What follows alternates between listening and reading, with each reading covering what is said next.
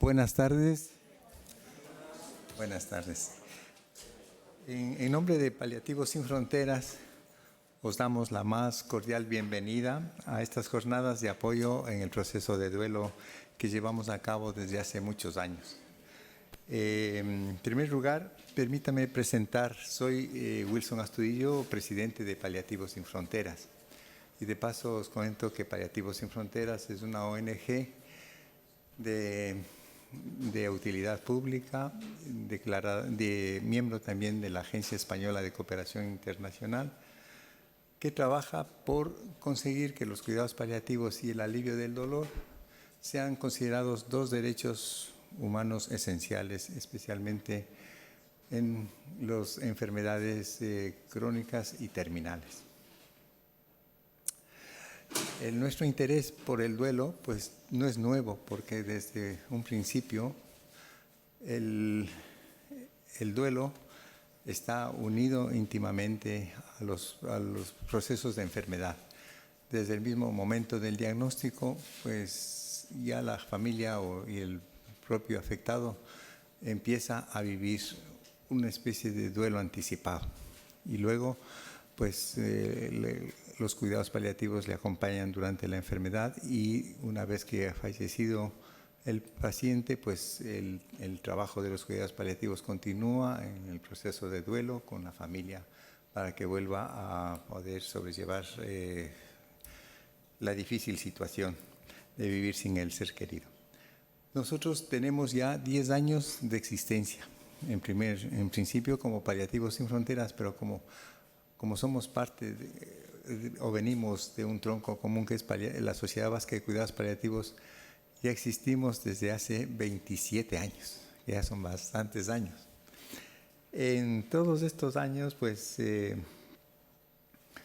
hemos procurado considerar a la familia y al paciente como una unidad, porque lo que le pasa a uno afecta al otro, y siempre nuestros programas han procurado ser dirigidos a los dos. Por un lado, porque son una unidad de tratamiento.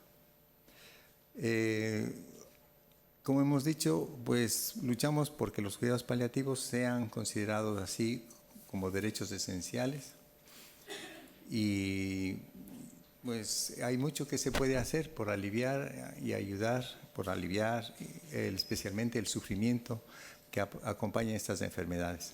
Hay mucho por hacer para promover que estos cuidados sean universales. Todavía son muchos los países que los tienen escasamente desarrollados. Una de las labores que hace Paliativos es promover la formación de material educativo y unas redes hospitales solidarios para que puedan acoger a profesionales de otros países que se quieran formar en cuidados paliativos, oncología y dolor, y puedan volver a sus países y ser motores de cambio. También queremos y estamos trabajando desde el 94 para conseguir que los cuidados paliativos sean otra forma de cooperación internacional. Sabemos que los cuidados paliativos están poco desarrollados, y queremos que eso cambie con la ayuda de España, que ya ha avanzado un buen trecho del camino hacia la mejoría de estos temas. Una de las cosas que nos mueve más es tratar de reducir la gran brecha existente en el uso de analgésicos y con ello del tratamiento del dolor entre los países ricos y pobres. Y nos interesa especialmente conseguir que los profesionales de esos países se formen en cuidados paliativos pediátricos, porque hay mucho que hacer por estos niños, y que trabajemos en conjunto para reducir las muertes prematuras, que es una de las formas por las cuales se puede ayudar a los países a salir de su subdesarrollo. También, como hemos dicho, necesitamos promover programas de educación a las familias, porque hay un gran desconocimiento de lo que son los cuidados paliativos. En los últimos tiempos estamos viviendo pues el tema de la ley de la eutanasia y la ley de cuidados paliativos, quería un partido que salga la ley de la eutanasia por encima de todos, y otros que decían no, que tiene que salir primero la ley de cuidados paliativos, porque una vez que se conozca lo que son los cuidados paliativos, habrá muchas personas que pidan más ese tipo de atenciones que la muerte que representa la eutanasia. Esta es una pequeña gráfica, pero representa el gran abismo que existe entre los países pobres y ricos en cuanto al uso de los opioides.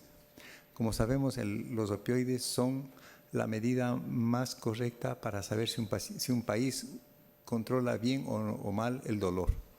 Así podemos ver en la parte de Estados Unidos y Canadá cómo pues las dosis por paciente de opioides año son de 57 miligramos por persona año. En Canadá 68.000 y en la Unión Europea 18.000. Pero mirar, en Haití 5,3 miligramos. Esto representa un 0,8% de todo el consumo de morfina o productos asociados en todo el año. Bolivia 6%. Nigeria, un país africano en el que estamos, utiliza 0,8 miligramos. Comparar 0,8 miligramos a 68.000 que utiliza Canadá. ¿En dónde estará mejor el tema del dolor? Pues con mucho en los países ricos, en los países en los que se puede utilizar la morfina, Amanda.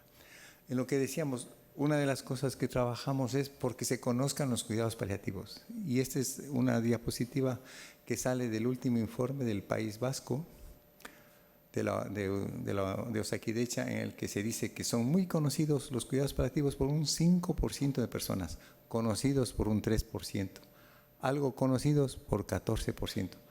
No sabe ni contesta que son un 8%, pero 70%, para 70% son totalmente desconocidos.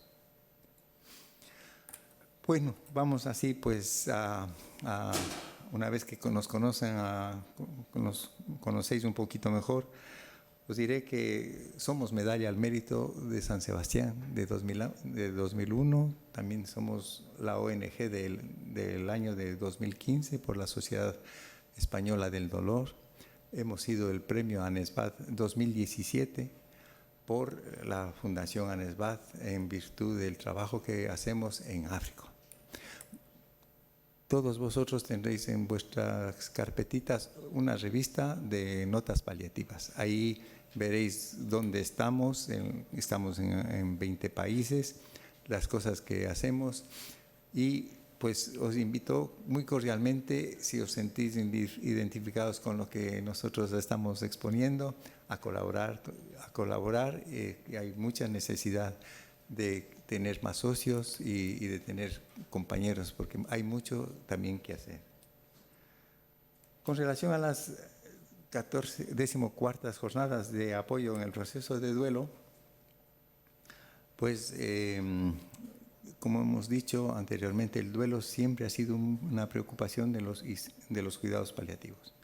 En esta ocasión tenemos que empezar agradeciendo a Koldo Michelena por el magnífico salón de actos que nos facilita, y luego a los compañeros ponentes que van a participar en estas charlas. Empezaremos con los ritos en el duelo, que hablará Jesús Muñoz de Ana, que es el coordinador de Voluntariado de Paliativos Sin Fronteras. El proceso de duelo, qué elementos nos pueden ayudar, hablará Silvia Ford, que es psicóloga clínica. La tecnología en el duelo, pues Alasne González y Milagros Salaverría, pues dos estupendas trabajadoras del oncológico de San Sebastián, pues nos hablarán sobre este tema. El duelo y crecimiento personal, Miriam Rodríguez Martín, también psicóloga. Y luego tendremos un taller sobre el poder de la palabra, que pues puede curar en ocasiones, en la que participarán todos los compañeros. Así es que con el agradecimiento que decimos, reiteramos a nuestros ponentes les damos la más cordial bienvenida y les agradecemos anticipadamente todo lo que podamos aprender de ellos. Bienvenidos y bienvenidos vosotros. Gracias.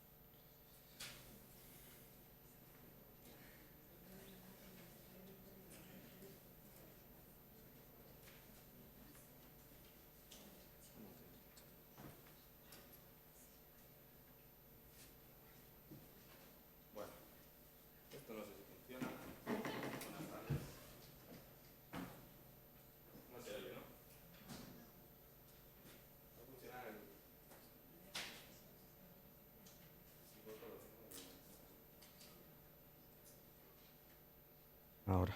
¿Ahora? Ahora sí. Bueno. Pues empezamos esta tarde. Bienvenidos y bienvenidas. Muchas gracias por estar aquí. Y bueno, pues el tema que a mí me toca tratar y hablar hoy con vosotros y compartir pues son los ritos y el duelo. Un espacio para el encuentro, podríamos sumar quizás otra palabra, un espacio para recordar, ¿vale?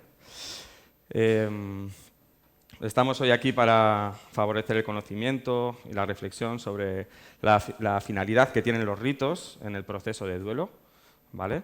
Y también, pues, a todos los que estáis aquí, pues, poder descubrir o poder intuir o desarrollar un pequeño mapa sobre esta construcción o esta creación de un rito para el propio proceso de duelo, ¿vale? Para cada uno, ¿vale? Para que cada uno pueda hacer. Para ello, pues vamos a ver algunos conceptos clave que son importantes en esta creación del rito. Vamos también a hacer algunas pequeñas dinámicas, ¿vale? A las que os voy a invitar a participar. También conocer pues, algunas historias de vida que os pueda compartir y, si cabe, pues, que podáis compartir alguna vivencia o algo que queráis, ¿no? Respecto a esto que estamos tratando, ¿no? Entonces, para romper el hielo, ¿vale? Me gustaría que vamos a hacer un pequeño juego, una pequeña dinámica, ¿vale? Entonces me gustaría que pusieseis la mano, cada uno en vuestro pecho, ¿vale? Cerréis un poco los ojos, cerréis un poquito los ojos y toméis aire profundo y soltéis. Otra vez. Y soltéis. Y con los ojos cerrados y respirando, escuchéis unas pequeñas palabras que os voy a decir, que dicen así: este es un espacio seguro para ti. Este es un espacio seguro para ti. Seguís respirando, seguís conectando con estas palabras, con este espacio seguro que está lleno de respeto hacia vuestras propias vivencias, vuestro propio proceso, vuestro estar aquí y ahora. Es un espacio seguro en cuanto a la confidencialidad. Lo que hablemos aquí se queda aquí. Lo que compartáis en estas pequeñas dinámicas se queda entre vosotros. Esto es importante. Este es un espacio seguro en el que hablar desde el yo, desde las propias experiencias o vivencias. Es un espacio seguro en el que no hay forma de hacer mal estas dinámicas o estos ejercicios o estas propuestas. Es un espacio seguro en cuanto a la colaboración que os pedimos para con vosotros, para con los ponentes. Y es un espacio seguro en el que los hechos biográficos pues, no se discuten, porque son siempre ciertos. Es lo que cada uno vive o está viviendo o ha vivido. La experiencia propia. ¿Vale? Tomáis aire, profundo, soltáis, otra vez. Soltáis. Y podéis abrir los ojos. Muy bien. Bueno, bienvenidos de nuevo a este espacio seguro, en este compartir, y quería compartiros pues, un rito, un funeral en el que pude participar, ¿no? que era, bueno, es el funeral de una tía muy querida para mí, que falleció hace 1 año y medio. Entonces, esta mujer llevó durante muchos años un cáncer al que tuvo que, bueno, pues que hacer frente como pudo en muchos momentos, acompañada, en soledad, en energía, en compañía, ¿no? de sus hijos, de profesionales también. Y bueno, pues al final pues falleció. Entonces recuerdo ese rito, ¿no? ese espacio, ese funeral. Ella decidió incinerarse y así se hizo. Y recuerdo que mi padre, muy cercano a mi tía también, le pidió al cura que hacía el acto, pues que hablase estas palabras sobre ella, ¿no? Pues lo que le gustaba, lo que no, cómo se había encontrado con esta situación, lo que había podido hacer, lo que no había podido hacer, etcétera. Y yo sabía eso, entonces más atento, ¿no? Estuve a esas palabras y esperando esas palabras realmente para que las pudiera compartir, ¿no? Porque veía a mis primos de mi edad que estaban ahí, que estaban también como viendo, ¿no? Escuchando, ¿no? lo que se decía. Y bueno, en aquella ocasión pues no se dijeron estas palabras, ¿vale? Fue algo más general, ¿no? Algo más por encima, desde, en ese caso, la religión y desde lo que implicaba, ¿no? Traigo esto por la importancia que tiene el rito, hoy lo vamos a ver, la importancia que tienen esos espacios de seguridad, esos espacios en los que compartimos, en los que necesitamos quizás ciertas cosas o podemos esperar ciertas cosas, y lo importante que es el poder crear esos espacios, ¿no? Esa es la capacidad que tenemos y que a veces se nos olvida porque entramos en esa vorágine, ¿no? de la pérdida a veces, o todo lo que podemos sentir, y no nos da para poder preparar o para poder hacer. En ese caso mi padre era el que estaba más sereno en esa situación y es el que quiso un poco dar ese paso, ¿no? Dar ese espacio, pero no sucedió, ¿vale?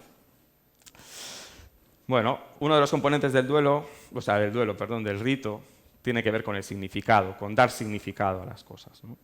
Todo lo que percibimos lo podemos dotar de un significado, de un contenido, es decir, es algo y puede ser importante para nosotros, y cada uno de nosotros lo hacemos desde lo personal, porque para mí lo que sucedió en aquella iglesia hace 1 año y medio tiene un significado, pero para otras personas sería totalmente diferente. Algunos estarían agradecidos de lo que sucedió y contentos y tal, algunos estaríamos más deseosos de que hubiese sido de otra manera. Bueno, para cada uno fue una experiencia diferente. Por lo tanto, el significado es algo que nosotros le damos a las cosas, ¿vale? Y esas experiencias significativas, las importantes, son las que nos marcan. Y la pérdida, perder a alguien a quien amamos, a quien queremos, pues es algo que nos deja huella, ¿no? Que realmente nos marca. Los símbolos son muy importantes en los rituales, en el rito, ¿vale?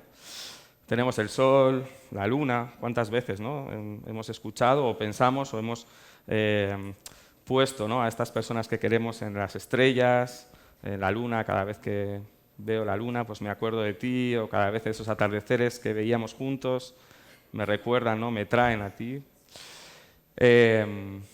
Los tatuajes también son un símbolo cargado de significado que utilizan, pues, por ejemplo, mucha gente joven, muchos adolescentes, para recordar a sus seres queridos, ¿no? Pues se tatúan unas palabras o un dibujo que sea representativo, ¿no? de esa persona. Las fotos, las imágenes, los vídeos, hoy, ¿no? con toda la tecnología que tenemos, pues lo importante que es esto también, para, sobre todo, cosas que nos ayudan a sentirnos más cerca de la persona fallecida, ¿vale? Por eso son tan importantes los símbolos, ¿eh? El reloj, para mí, por ejemplo, ¿no? pues representa a mi abuelo, me acerca a mi abuelo. Recuerdo que él tenía un reloj de bolsillo, se lo compró cuando era joven, y cuando falleció, pues mi hermano fue el que se quedó con ese reloj, y de vez en cuando lo saca de paseo mi hermano, ¿no? Cuando quiere, cuando le apetece. Es raro, ¿no? Y la gente le pregunta y él les cuenta de quién era ese reloj. Porque hoy día pues, llevar un reloj de bolsillo es un poco quizás extraño, ¿no? Pero para nosotros es una forma de acercarnos, ¿no? De sentir más cerca a la persona fallecida, ¿no? En este caso, pues, a nuestro abuelo. Los símbolos son algo concreto que representa una relación que tenemos con la persona, ¿vale? Con la persona que queremos. Con las cosas también, una relación entre dos partes, ¿no? O entre varias partes. Pueden ser creados también desde lo social y se transmiten a nivel cultural también, ¿no? Podemos construir ritos que lo hacemos en conjunto, ¿vale? Lo decidimos en conjunto y muchas veces son transmitidos a través de la cultura. Los ritos religiosos pues, son muy culturales, muy sociales, se transmiten, ¿no? Y también pues tienen que ver con algo que yo siento aquí dentro, con mi experiencia interna y cómo eso sale fuera, ¿no? Cómo eso se representa fuera, en el mundo exterior y de cara a los demás, con quienes nos relacionamos, con quienes estamos. Le damos un significado nuevo a un objeto común. Para mi hermano era muy importante ese reloj. Igual otro lo ve y dice, bueno, ¿esto para qué? Pues para donar o para tirar o para lo que sea. Para otro pueden ser las gafas, para otro puede ser una bata o ropa, ¿no? Yo me acuerdo de una mujer en una charla sobre el duelo que decía eso, ¿no? Dice, pues tengo ese traje que tenía mi marido que usaba, ¿no? Y que de vez en cuando pues lo tengo ahí, ¿no? Guardado y de vez en cuando pues me gusta tocarlo, me gusta acariciarlo, me gusta, bueno, pues recordarle, ¿no? Acordarme con esa ropa, ¿no? Por ejemplo, que tengo ahí, ¿no? Algo común, un objeto común, lo transformamos en algo, ¿no? Le damos ese valor, le damos ese significado, esa fuerza. Es una elección personal, Es algo que yo decido, que yo le doy ese significado, porque lo he vivido, por esas experiencias que me han marcado con ese objeto o con ese símbolo.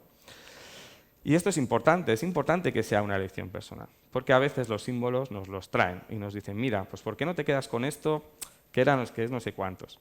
Pero es que igual para mí ese objeto no tiene ningún significado, no es importante, ¿no? Y a veces nos dejan, ¿no? He escuchado, ¿no? En situaciones también de duelo pues que a veces la persona no puede, por ejemplo, pues, ver las cosas de su ser querido porque está fuera y tiene que llegar a un sitio y encontrarse y igual ya lo han quitado todo y no le ha dado tiempo a encontrarse con esos objetos o con eso que representa a su pareja. Y a veces te guardan cosas y dicen, mira, pues te hemos guardado esto, pero igual yo no quería esto. Igual para mí esto no es importante. ¿O sí? Y que menos mal que me lo habéis guardado. O he podido yo decir, oye, guardarme esto que para mí es importante, ¿no? Entonces, la elección personal en el símbolo y en el rito que vamos a construir o crear es muy importante, ¿vale? Bueno, vamos a hacer una pequeña dinámica, un pequeño juego, ¿vale? Entonces, os voy a pedir que os pongáis de pie, por favor. Ay, Dios mío. Muy bien. Bueno, elegimos una pareja, alguien que tengamos al lado, alguien que conozcamos o no, alguien con el que poder compartir un poco, ¿vale? Le saludamos, nos presentamos. Hola, ¿qué tal? Esas cosas. Muy bien. ¿Vale? Perfecto. Vamos a ir un poco más allá, ya que nos vamos conociendo, y este es un espacio seguro. Quien quiera, por supuesto. Le vamos a dar las manos a la persona, ¿vale? Y mantenemos un poco las manos agarradas, ¿vale? Vamos a hacer esta pequeña pregunta o esta pequeña reflexión que se trata de pensar cada uno pues, en alguien que sea importante para uno. No tiene por qué haber fallecido, evidentemente, sino alguien que sea importante para cada uno. Cada uno trae a quien quiera. No tenéis por qué dar el nombre, sino simplemente tener en la mente. Quizás podéis decir si es un familiar o lo que sea. Y qué objeto, qué canción, qué imagen, qué foto representa para vosotros esa persona. Cuando pienso en mi abuelo, por ejemplo, para mí el símbolo importante es el reloj, ¿vale? Y me gustaría que lo compartieseis con el otro, brevemente, y el otro, la otra persona, va a escucharlo. No hace falta decir nada más que acoger lo que la persona nos va a contar, simplemente desde ahí. sin decir esto, el otro, no sé qué. Simplemente acoger y dar las gracias por haber compartido, ¿vale? ¿Ya? Vais pensando y cuando lo tengáis, pues lo compartís, por favor, con la persona. Adelante.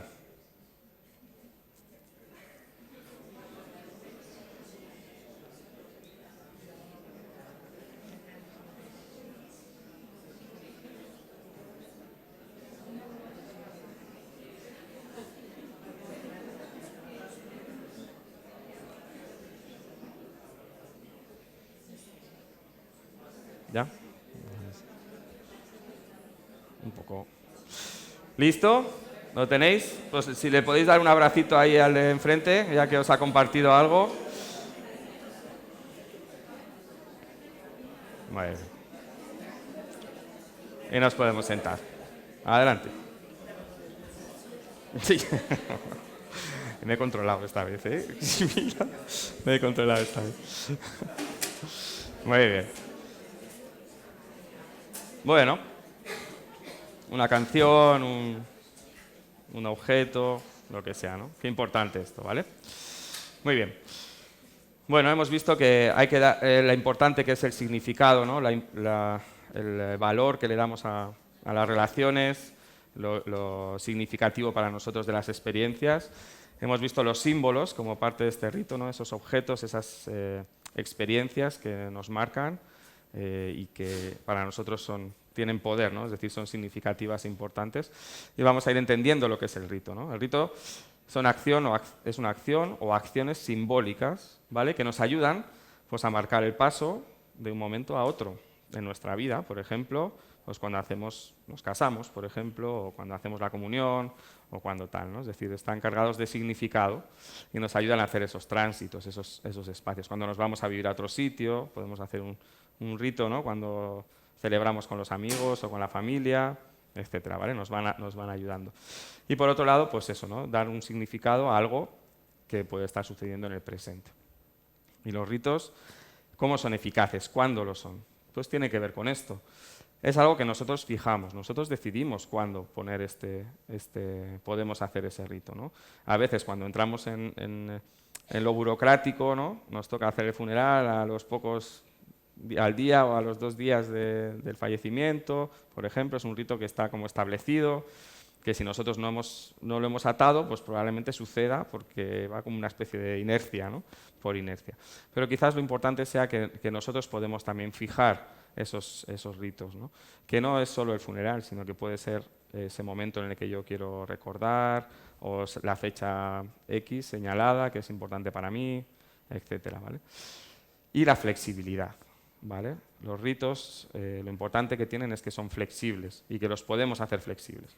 Que yo decido qué componentes tiene, qué símbolos van a entrar dentro de este rito.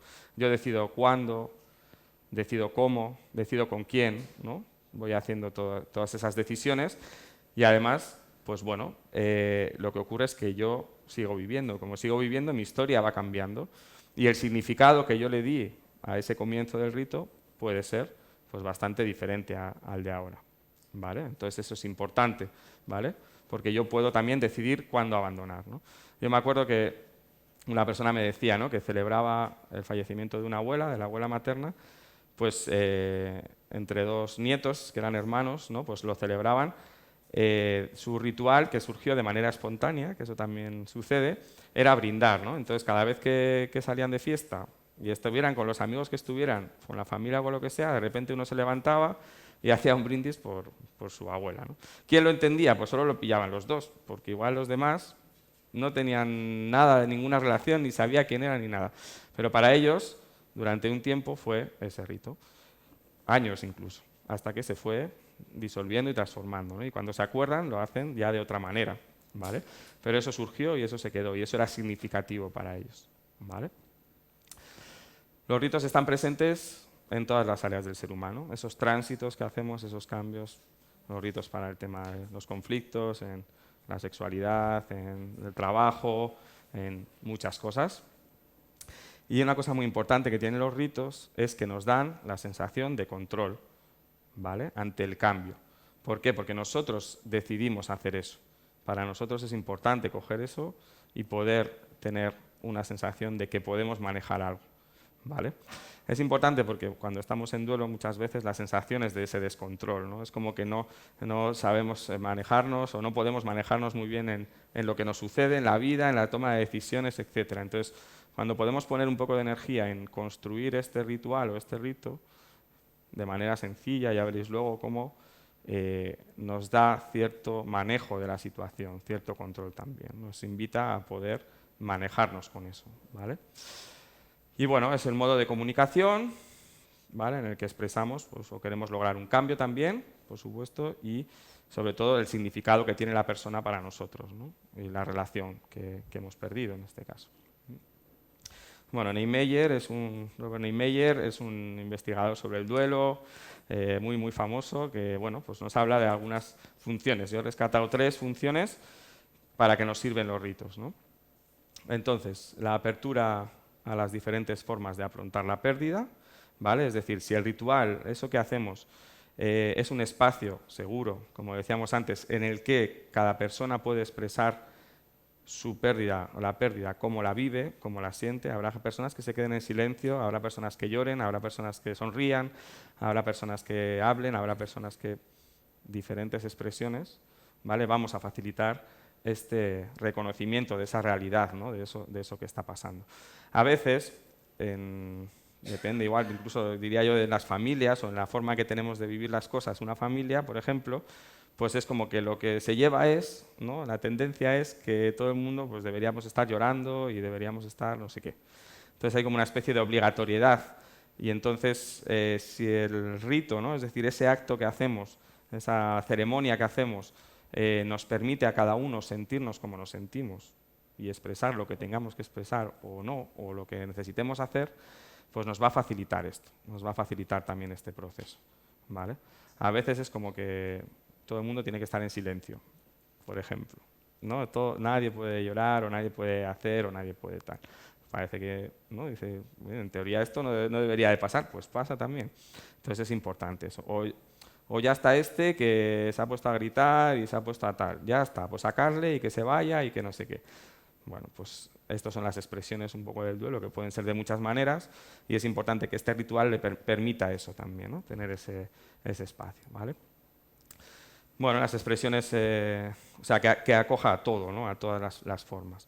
Las expresiones de dolor, cada uno a su manera, pues también es importante, ¿no? Porque nos permite abrirnos a eso que sentimos, a esos sentimientos, ¿vale? En cada uno lo va a vivir de una manera o lo va a estar sintiendo de una manera, entonces poder tener en ese espacio o en esos espacios de ceremonia o de ritual, entre comillas, pues un espacio para eso. Y esto que yo creo que es muy importante, ¿no? Que es lo que quizás yo esperaba en ese funeral de mi tía, ¿no? El poder compartir las historias vividas con la persona que ha fallecido, ¿no? Poder compartir lo que para nosotros ha sido significativo, poder contar estas historias a las personas que están ahí o con quien lo pueda escuchar, ¿vale? A veces es como no me hables, no digas, o calla, calla, ya vale de hablar tanto de esto, o de lo que pasó, o de lo que viviste, ya déjame que, bueno, son muchas maneras de hacer esto, ¿no? Entonces, la invitación es a que ese espacio que se genera, ese espacio que se crea, nos permita contarnos, ¿no? Desde la terapia narrativa dicen un poco esto también, ¿no? De que somos a medida que nos contamos, ¿no? Cuando nos expresamos con los demás, somos escuchados, entonces somos. Y la experiencia del duelo que nos marca tanto o que nos es tan importante, la invitación es a utilizar, ¿no? este poder contar, ¿vale? Este poder contar y que pueda ser escuchado, ¿vale? Muy bien. Nos volvemos a poner de pie, por favor. Vamos a hacer un poco de ejercicio, que se acerca el verano. Esto es muy importante. Volvemos a ponernos con nuestra pareja, trío, lo que consideréis. La invitación es a poder compartir un poco, ¿vale? Volvemos a mirarle a la persona, a agarrarnos de las manos, si es posible. Y simplemente que le comentéis a la persona respondáis a estas 2 preguntas, ¿no? Desde lo que queráis compartir, evidentemente. Una sería si has tenido la posibilidad de expresarte en tu dolor o en tus emociones, en tu vida o en lo que quieras, desde donde lo pienses, ¿vale? Quizás desde la experiencia del duelo o quizás en tu cotidiano también, ¿vale? Si tienes la oportunidad de expresar. Y también si tienes la oportunidad de contar historias, contar las historias que vives con otras personas que son importantes para ti. Si esas historias que tú vives con esas personas o con esa persona, las puedes contar a alguien, se las puedes contar a alguien. ¿Vale? ¿Sí? ¿Preparados? Pues adelante.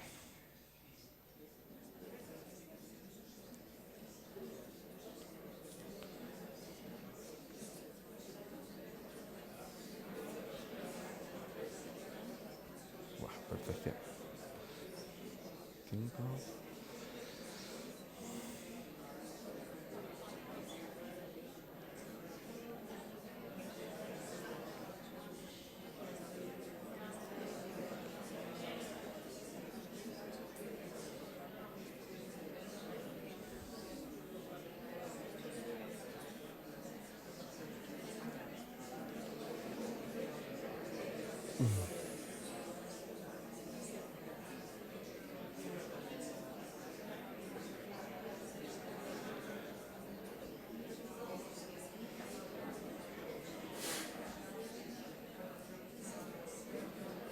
Estamos en la mogollón, ¿eh?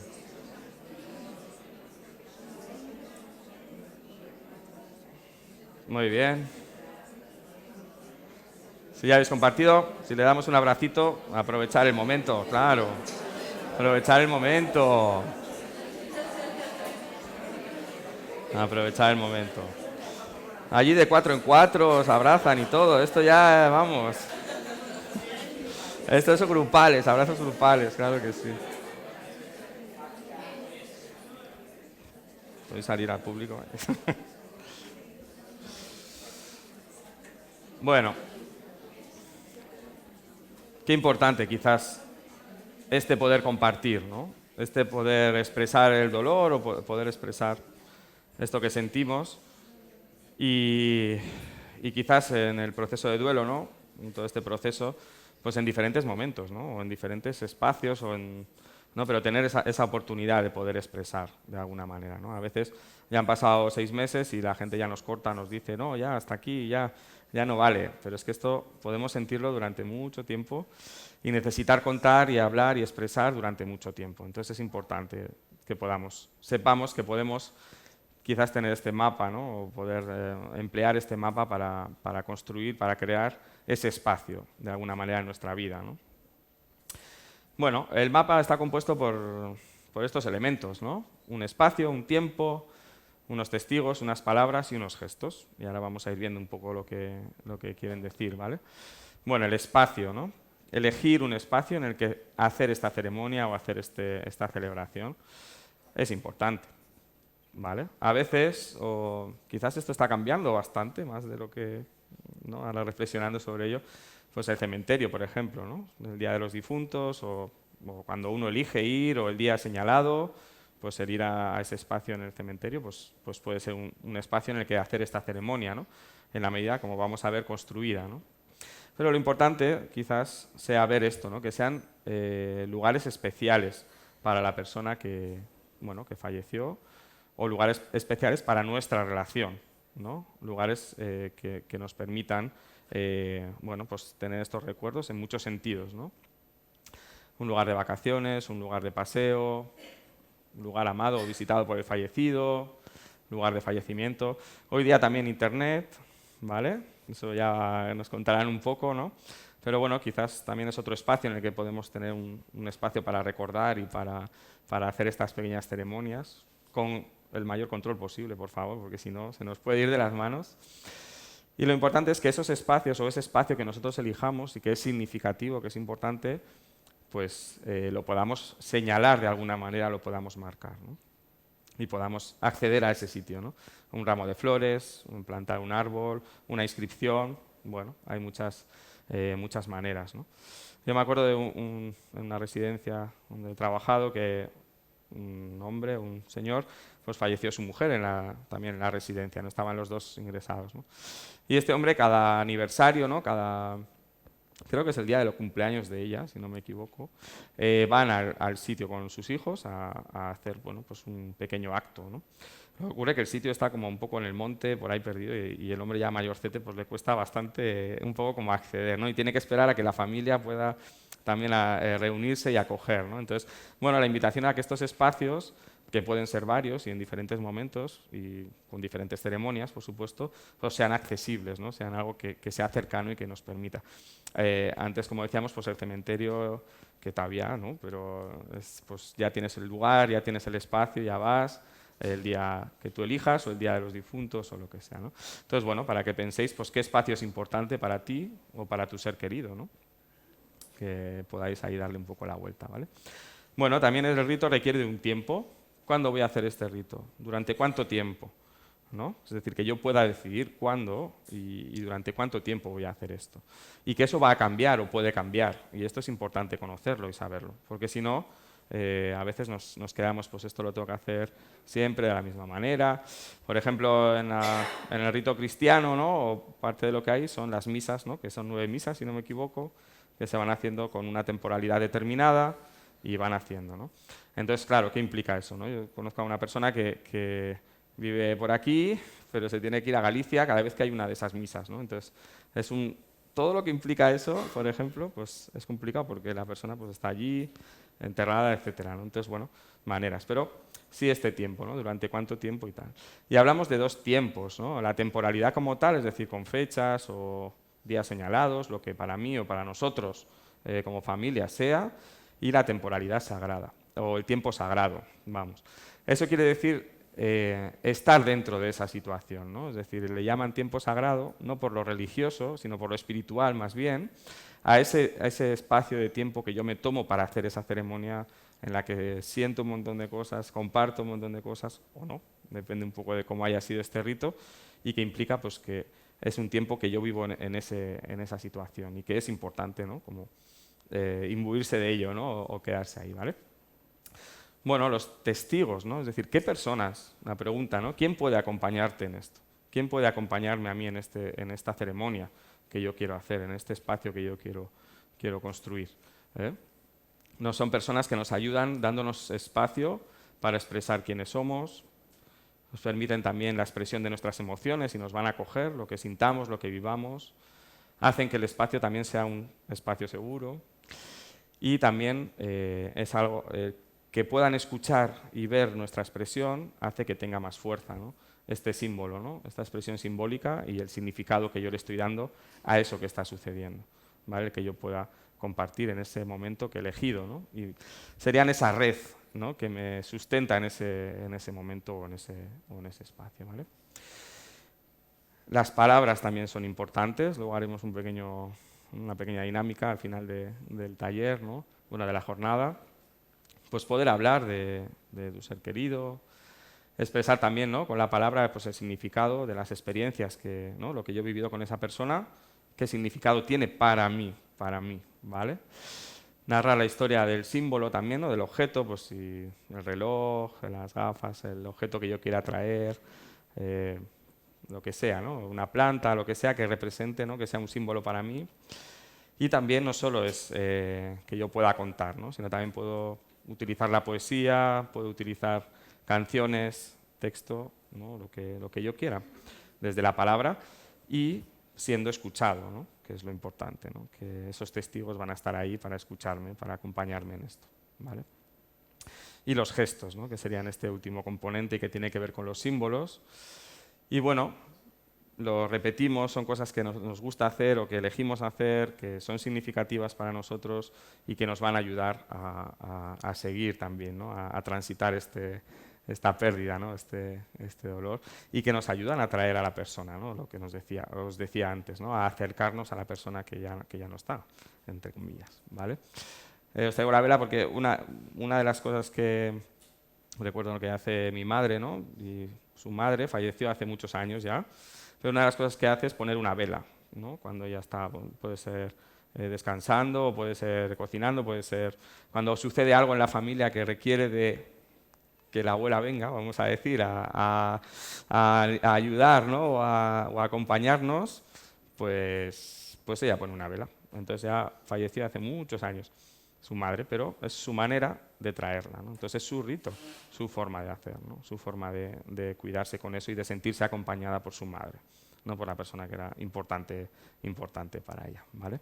Bueno, y vamos acabando con este último pequeñito ejercicio, ¿vale? Entonces, última vez que nos ponemos de pie, en mi charla por lo menos. Volvemos a conectar, a dejarnos acompañar por la persona que tenemos al lado, con la que hemos compartido este taller. Eso es, también agarraos ahí. Poneos los tres, lo que queráis, no pasa nada. Muy bien. Bueno, ahora sí, me gustaría que elijáis quién va a empezar. Podéis hacer dos a la vez, no pasa nada. ¿Quién empieza? Y luego a la otra persona, ¿vale? Se trata de lo siguiente. Se trata de decir estas frases, ¿no? Estas palabras, lo más que podamos a la persona que tenemos enfrente, ¿vale? Vale, entonces, ¿quién va a empezar? Yo os voy diciendo, no os preocupéis, y repetís las palabras que yo os diga, ¿vale? ¿Ya tenéis quién va a empezar? No pasa nada. Vale, miramos a la persona que tenemos delante y el que empieza va a decir lo que yo os voy a ir diciendo, ¿vale? Bueno, dice así, se lo decís, por favor, ¿vale? Dice, te veo y veo tu historia. Te veo y veo tus lágrimas. Te veo y veo tu alegría. Gracias por compartir esto conmigo. Y le damos un abrazo.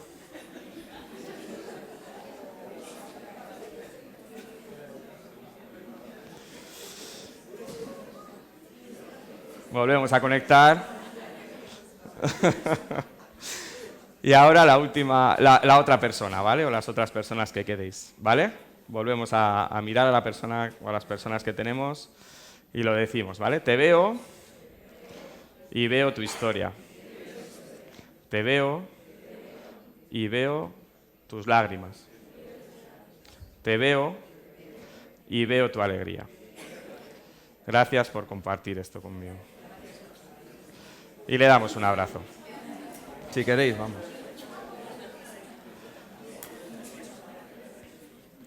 Acabamos. Es la barba, sí, la que me... Bueno. Me gustaría acabar con un pequeño texto. Esto es publicidad un poco, pero no pasa nada. No es colacao ni nada. Uy, mira, ya lo he dicho. Bueno, dentro de esto de construir, ¿no? De poder crear nuestros ritos, estas ceremonias que nosotros conscientemente podemos crear y construir, ¿no? Individuales, compartidas, etcétera, pues hay libros que trabajan sobre esto también, ¿no? Y que nos enseñan, ¿no? a construir. Este es uno, el árbol rojo se llama, y habla de ceremonias, ¿no? De bodas, bautizos, funerales, habla de todo un poco, pero nos presenta diferentes poesías, diferentes lecturas, músicas, canciones que se pueden hacer y que se pueden elegir, ¿no? Y que uno puede leérselo por leer y a la vez utilizarlo como herramienta para esta construcción, ¿no? Para poner palabras quizás a esto, ¿no? A veces las palabras no nos salen a nosotros, pero hay alguien que escribió algo muy parecido o muy sentido de lo que es para mí. Entonces, me gustaría, está ahí el texto, pero os lo voy a leer, y me gustaría que cerraseis un poquito los ojos y lo escuchaseis, ¿vale? Y acabamos con esto, ¿de acuerdo? Cerrar un poquito, respirar, y dice así. Tú, mar, también a ti me entrego, intuyo lo que quieres decir. Contemplo desde la playa tus dedos torcidos que me invitan. Creo que rehúsas marcharte sin sentirme. Hemos de dar una vuelta juntos. Me desnudo. Con rapidez, haz que pierda de vista la tierra. Envuélveme con suavidad. Arrúllame para que me adormezca. Choca contra mí con tu amorosa liquidez. Yo puedo corresponderte. Respiramos un poquito. Soltamos aire. Otra vez.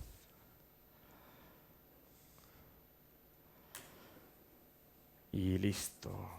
Podemos abrir los ojos. Muchas gracias por escucharme, ¿vale?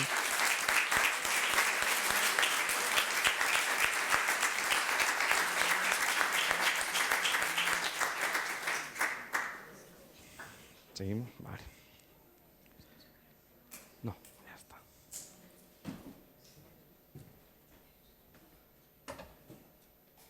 ¿Se oye? Sí, vale.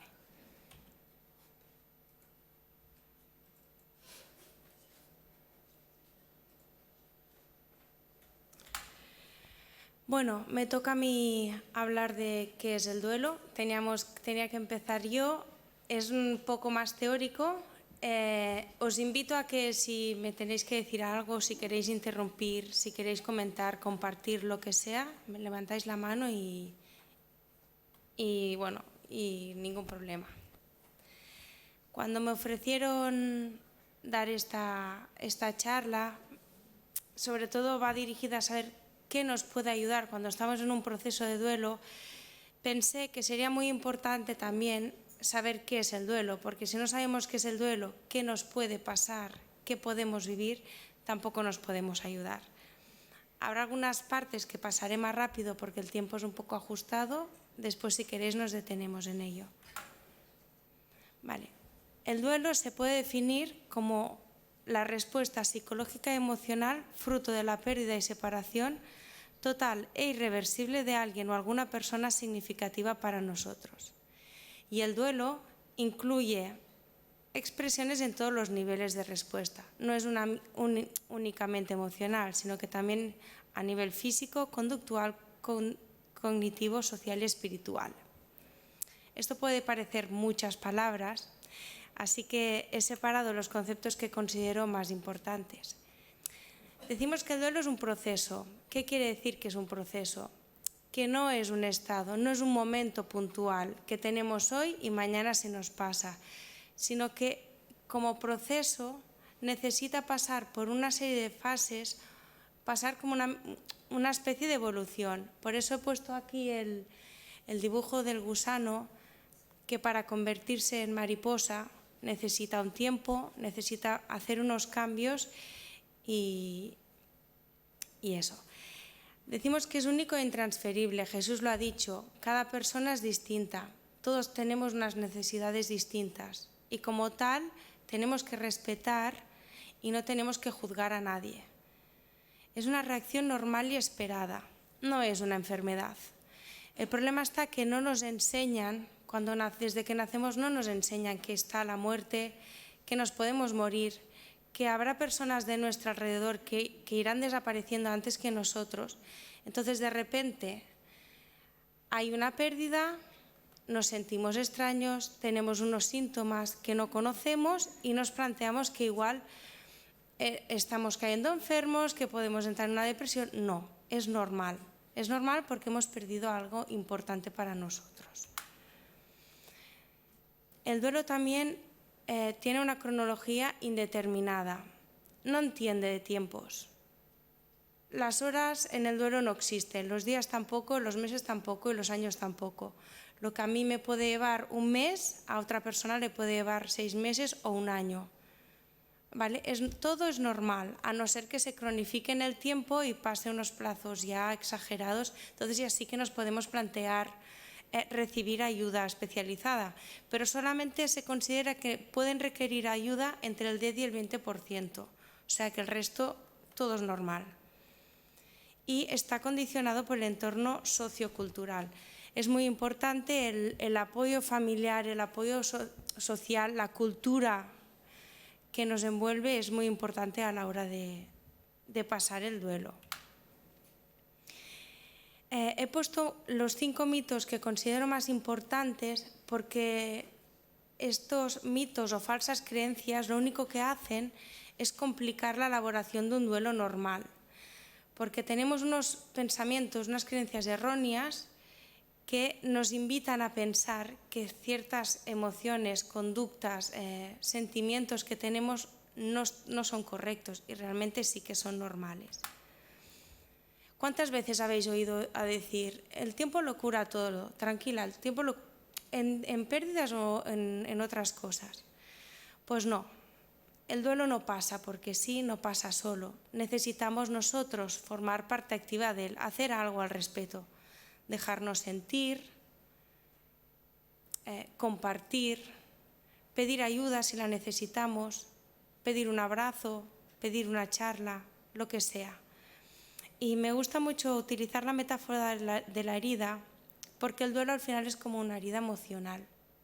En una herida física, cuando nos hacemos un corte, vamos al botiquín, cogemos el agua oxigenada, el yodo, lo que sea, nos curamos, nos lo tapamos, vigilamos que no se moje y al final se acaba cicatrizando, que sería lo que sería un proceso de duelo normal.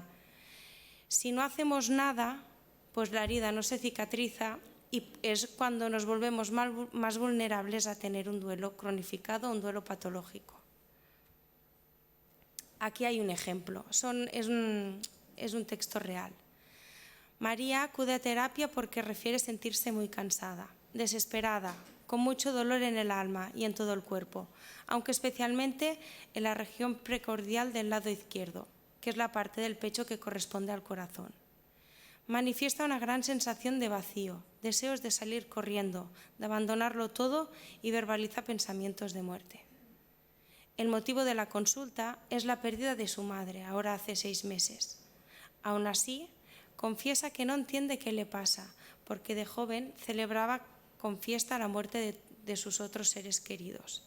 Se pregunta si lo que le pasa es por el aborto provocado cuando tenía tan solo 17 años.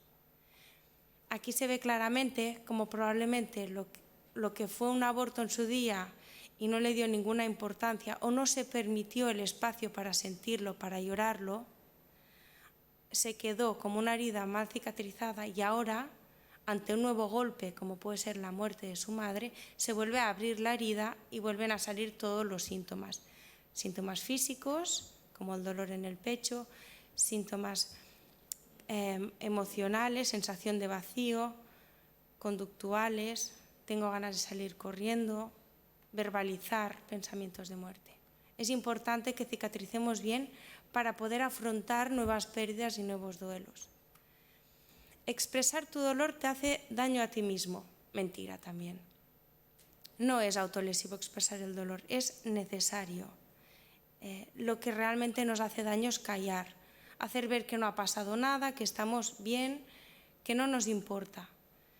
Y de hecho, como todos sabemos, el llanto tiene muchos beneficios. Las lágrimas son terapéuticas. Un niño cuando tiene un arrebato de esos y una pataleta, cuando acaba de llorar, ¿cómo está? Está cansado, está agotado, se siente relajado de una vez. Pues a nosotros nos pasa lo mismo. Cuando lloramos, el llanto tiene un efecto de relajación, de distensión, nos quita quita peso al dolor, es sedante. Expresar tu dolor hace daño a los demás. Tampoco es verdad. Habrá a quien estén dispuestos a escucharnos y habrá quien no estén dispuestos a escucharnos, pero siempre tenemos personas al lado que quieren compartir nuestro dolor. Y ver que la otra persona de alguna manera se emociona con lo que nosotros le estamos contando es bonito y es natural, porque somos seres relacionales. Lo que no sería normal es que alguien nos estuviera llorando y nosotros no sintiéramos nada. Hay una frase de Alba Pallás que me gusta mucho que dice: sin la capacidad de emocionarnos no podemos estar en intimidad y sin intimidad no podemos disfrutar de relaciones profundas. Porque con quien no somos capaces de compartir, realmente no hay una relación verdadera. Esto sería lo típico de no quiero que mi hijo me vea llorar. No compartimos directamente. En realidad a ese niño le estamos enseñando que no tiene que expresar sus sentimientos. O mientras cenamos hablamos de tonterías. Luego cada uno va a su habitación y es cuando desde mi cama, llorando, abrazada a la almohada, le oigo a él también llorar. Pues es triste. Cuánto mejor sería si se pudieran abrazar entre ellos y compartirlo. Otro mito dice: expresar el dolor es una señal de inadecuación. No. No eres un cobarde, no eres un moñas, no. Eres valiente, porque eres capaz. Quizás la gran mayoría de nosotros no somos capaces de compartirlo y de expresar el dolor y nos lo callamos. Eso es es el mítico típico que se ve en personas, por ejemplo, pues un matrimonio que pierde a un hijo, podría ser, por poner un caso, y el padre o la madre se muestran mucho más fuertes, se ven enteros, siguen trabajando, todo van haciendo con normalidad. Eso no quiere decir que esa persona esté bien, esté preparada para volver a la vida normal, no. Esto, por ejemplo, es una frase real de un padre que no pudo llorar la muerte de su hija a propósito de proteger a su mujer, que probablemente hacía lo mejor que él sabía en ese momento. Y no hay nada que decir a ello. Dice este señor: el duelo que no he vivido ahora me pesa y sé que debo hacer algo. Y si hay un responsable, he sido yo, por mi forma de ser, también aquí añado yo, y por lo que nos han enseñado, y por no comunicarme ni lo suficiente ni como debería haberle hecho. Yo siempre digo que todo sale, tarde o temprano todo sale. Tardará 1 año, 2, 3, 4, pues siempre habrá algo, por mínimo que sea, que acabará desenterrando otra vez aquello que hemos escondido de alguna manera. Aún así también hay que respetar los tiempos.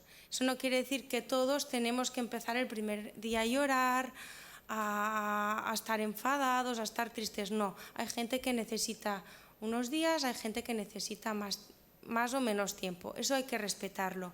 Lo que sí que debemos alertarnos es cuando alguien pasa mucho tiempo y no ha mostrado ningún síntoma de nada. El dolor debe ser expresado en la intimidad, pues también es mentira. Como hemos dicho, el dolor compartido siempre es mejor. Y aquí hay otra frase que me gusta mucho de Alba Pallás que dice: el duelo es una herida provocada por la falta de una relación y solo puede curarse dentro de otras relaciones. Aquí es cuando entra la dimensión relacional del duelo. No pretendemos que otra relación nos compense o nos sustituya lo que nos ha dejado esa pérdida, pero sí que nos ayude a llevarla. Esto va relacionado con lo que he dicho antes, que en el proceso de duelo todo es normal en un principio, ¿vale? No nos estamos volviendo locas. Puede ser que de repente vemos a nuestro ser querido o nos encontramos hablando con él. Estamos en la cocina haciendo una tortilla y estamos hablando en voz alta y nos estamos dirigiendo a la persona que no está. No pasa nada.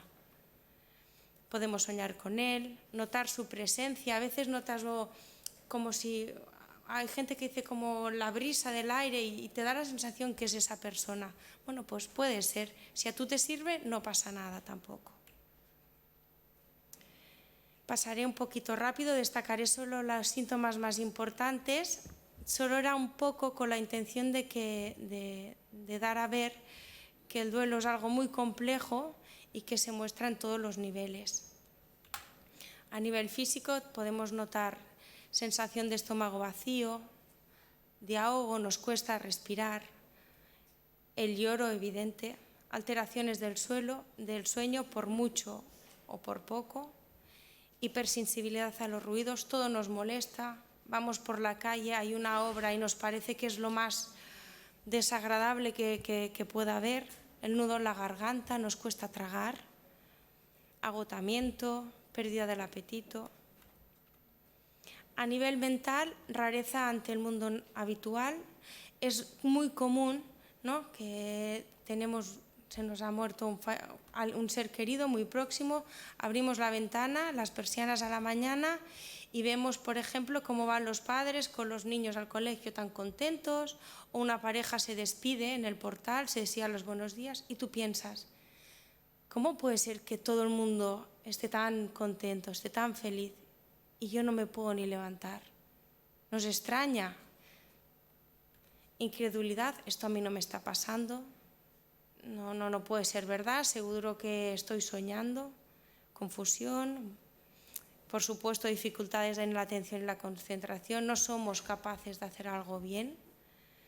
Disociación o despersonalización va relacionado con esto. Parece que estemos viendo una película, ¿no? Nos vemos como protagonistas de una película, pero en realidad no puede ser real esa película. Pues sí, es verdad.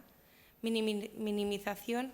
Hipocondría van muy relacionados con duelos que tienen que ver por la muerte después de una enfermedad, pues mejor así, estaba sufriendo mucho, no merecía la pena alargarlo más. O hipocondría, si la persona que ha fallecido tenía, por ejemplo, dolores en el estómago muy profundos, pues empezamos a notar el estómago más de lo habitual. Creencias sobre el sufrimiento, me estoy volviendo loco, tengo que tirar para adelante como sea, me he encallado aquí.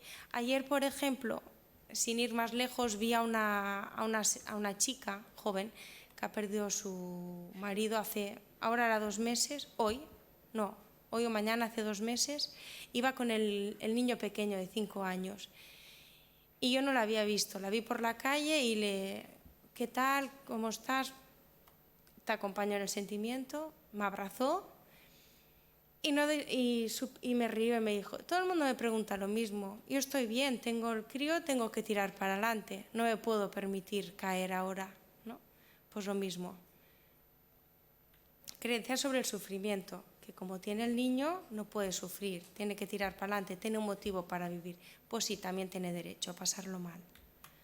A nivel emocional, la soledad y la tristeza son los sentimientos más frecuentes.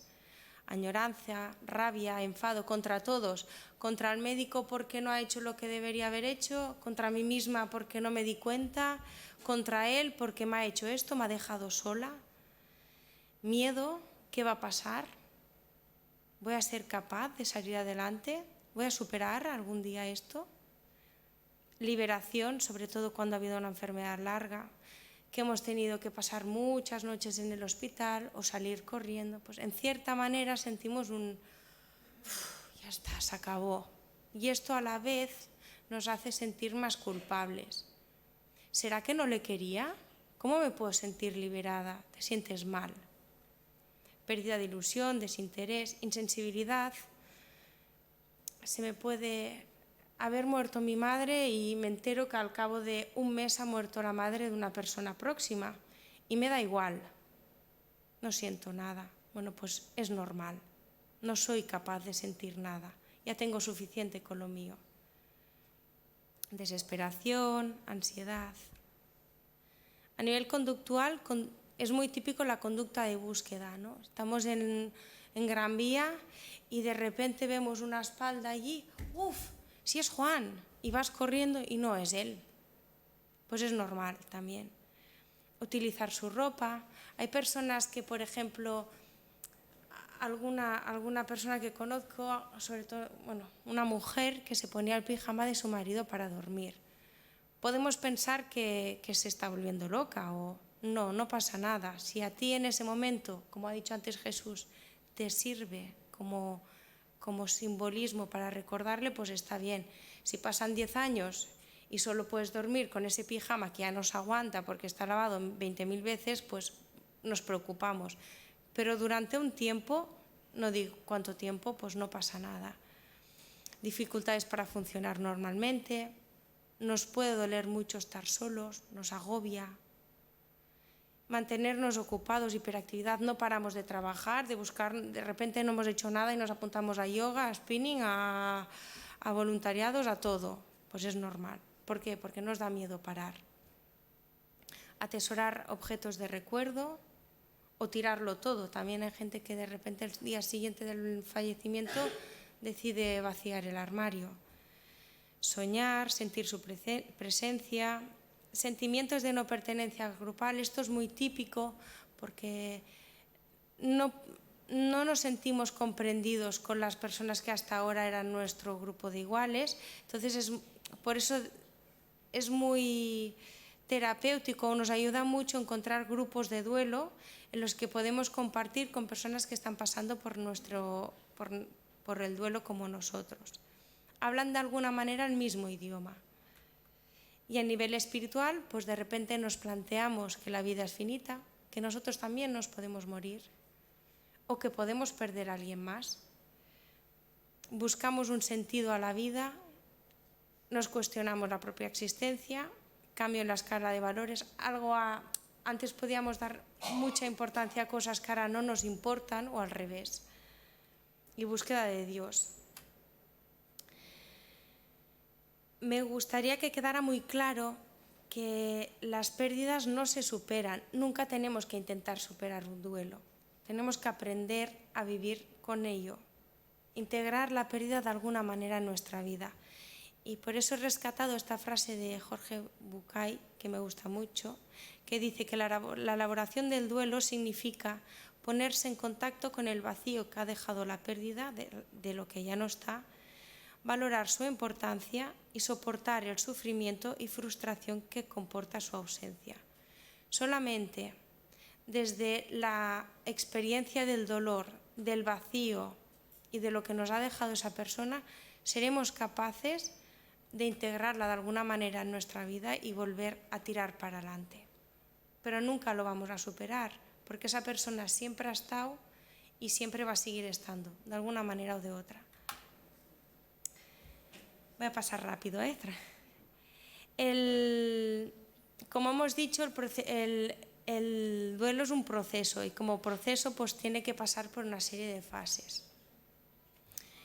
He rescatado las fases del modelo integrativo relacional de Alba Pallás, que es con el que me siento más identificada, en el que son básicamente 4. El primero es la fase de aturdimiento y shock, es en los momentos iniciales, semanas, en las que recibimos la noticia. Son semanas en las que tenemos que preparar un funeral, tenemos que ir a la lectura del testamento, tenemos que mover 1000 papeles, bancos, gestiones y no podemos permitirnos caer. Entonces, de alguna manera, nos protegemos ante la realidad de la pérdida y hacemos como un bloqueo emocional, ¿no? Funcionamos. Puede ser, hay muchas veces aunque también puede haber momentos de descarga emocional, pues aguantamos, somos capaces de todo. Son gestiones que probablemente un mes después no seríamos capaces de hacer. Luego viene la fase de evitación y negación. Es cuando empezamos a ver que esa persona se ha ido, de que la pérdida es real y de alguna manera nos ponemos un sistema de bloqueo, un sistema defensivo. ¿Por qué? Porque no somos capaces en ese momento de soportar el impacto emocional de la pérdida. Es cuando sobre todo aparece la rabia, el enfado, que no deja de ser la otra cara de la tristeza. Pero nos protege en ese momento. Nos enfadamos y como estamos enfadados, pues no lloramos. Un poco así, Luego viene la conexión y la integración. Es cuando realmente ya tenemos más mecanismos para enfrentarnos a la realidad de la pérdida y nos viene el llanto profundo, la tristeza, la desesperanza. Y finalmente, el duelo se supone que acaba en una frase de crecimiento y transformación de la que después os hablará mi compañera Miriam. Eso no quiere decir que vayamos pasando por las 4 fases consecutivamente, sino que hoy estamos aquí, luego vamos otra vez para atrás, luego volvemos. Me gusta mucho, es como una montaña rusa con sus altibajos, que da la sensación, por eso decimos que nos estamos volviendo locos. No nos volvemos locos. Lo voy a pasar. Teniendo en cuenta, a mí me gusta mucho hacer esta pregunta, teniendo en cuenta que vamos a sufrir tanto y que es un proceso realmente duro, aunque es algo natural, es duro y no podemos evitarlo, ¿cuántos de vosotros, si os ofrecieran una pastilla que os pudiera aliviar el dolor, que os evitara todo este sufrimiento, cuántos de vosotros os la tomaríais? Vale, y ahora viene la pregunta, ¿y si evitar el dolor, como hemos dicho, es olvidar, porque al final anestesia, ¿quién se la seguiría tomando? Claro, pues probablemente ahora no. El dolor no es nada más que, el dolor es una señal de valor, de significado. Si algo no nos importa, no vamos a llorar ni vamos a sufrir. Si yo pierdo un paraguas un sábado a la noche, como ha pasado 1000 veces en un bar, pues me da igual, voy a casa y duermo tranquila y ya está. Si es algo que realmente, si es un paraguas que me ha regalado mi padre y está fallecido y tenía un valor sentimental muy importante para mí, pues esta pérdida probablemente sí me conlleve dolor, sufrimiento, tristeza, rabia, todas esas emociones.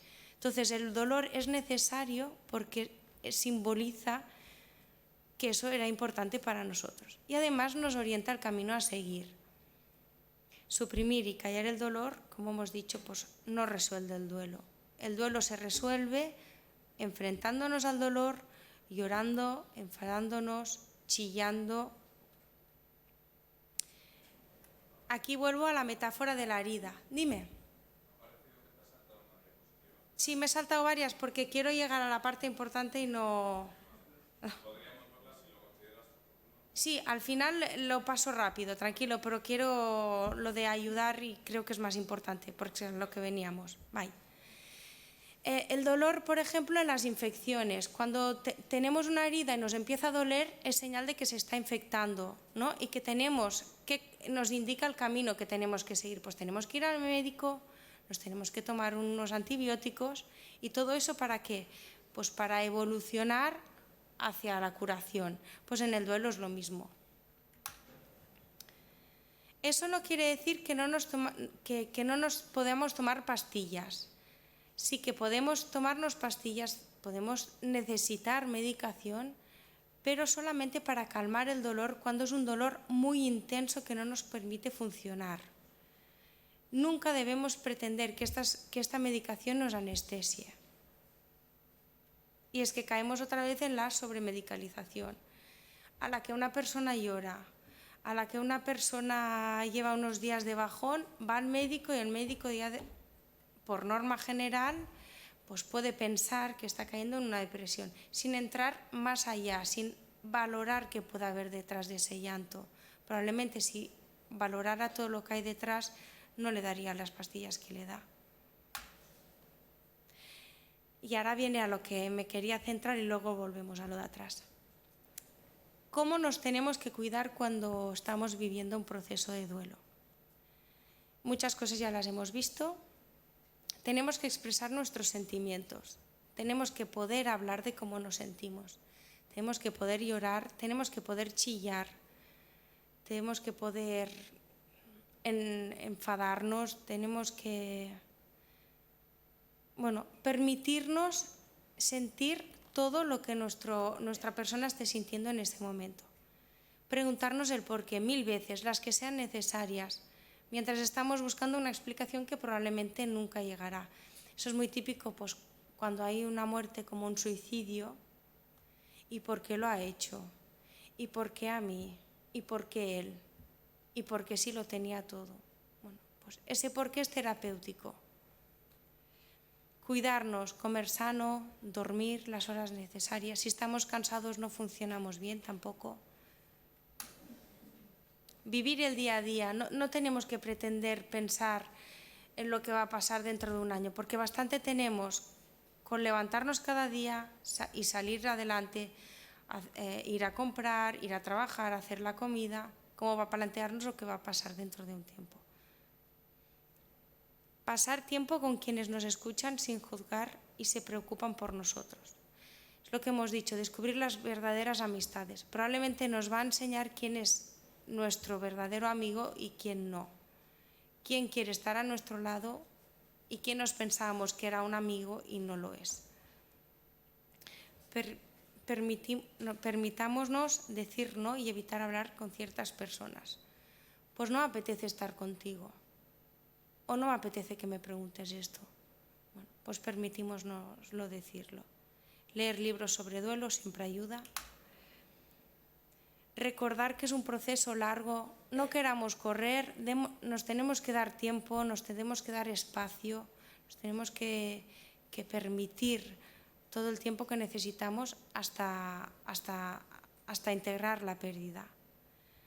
Evitar tomar decisiones importantes, sobre todo al principio, porque no tenemos las capacidades cognitivas bien, no podemos tomar decisiones importantes. Anticiparse a días más difíciles, el aniversario de la muerte o el aniversario de la persona, las Navidades, Semana Santa quizás.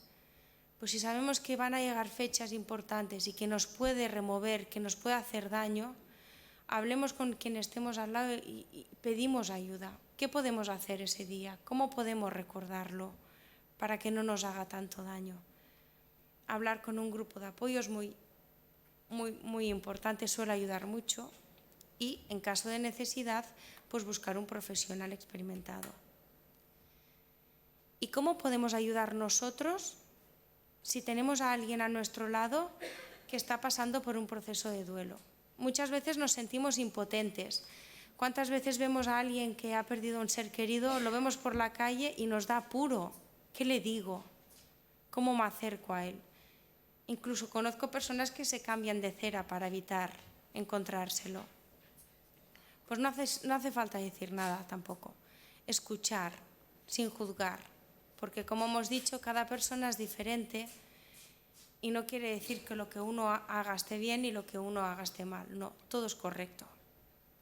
Estar dispuestos a sentarnos en silencio, no hace falta decir nada.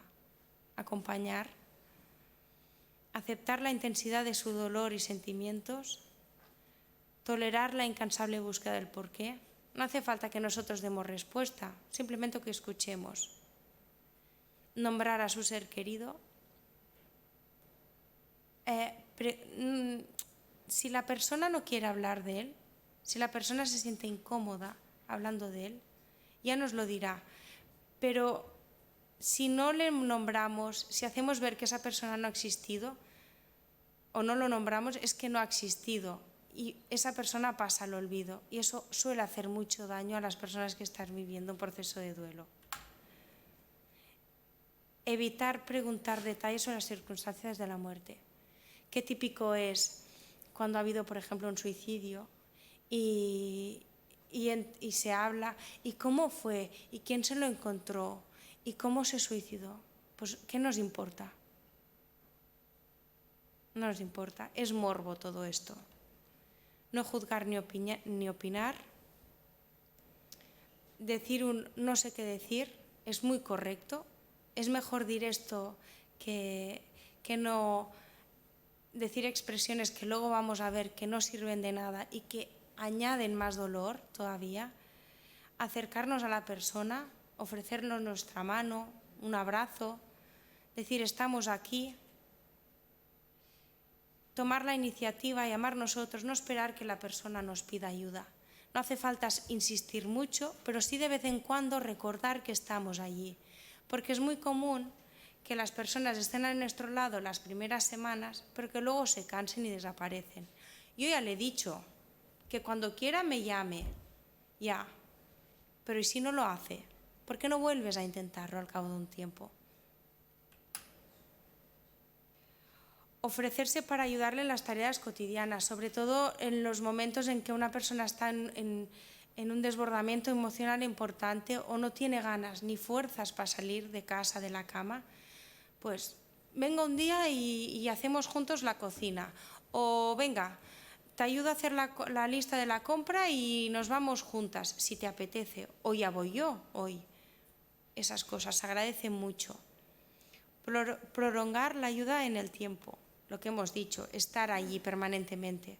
No estar hoy y mañana desaparecer. Tener presentes las fechas especiales. Oye, Inma, sé que van a venir las Navidades, sé que para ti son fechas importantes. Si necesitas que te ayude a prepararlas, si quieres que hagamos algo, pues aquí estoy, dispuesta a echarte una mano. Crear un espacio de recuerdo tiene mucho que ver con los rituales que nos ha explicado Jesús. Y a veces suele ir bien escribir un diario, el voluntariado, poder ayudar a personas que están pasando por cosas que tú ya has vivido. Hacer una lista de cosas positivas, nos puede ir bien en momentos de bajón, pues leerla, mira, pues esto me iba bien, o una foto que te pueda alegrar. Cosas que no nos ayudan. Presionar a la persona para que se deshaga de las cosas del fallecido. No tiene por qué quitar las cosas del armario, ni sacar las fotos del salón, ni quitar sus libros de la biblioteca, no.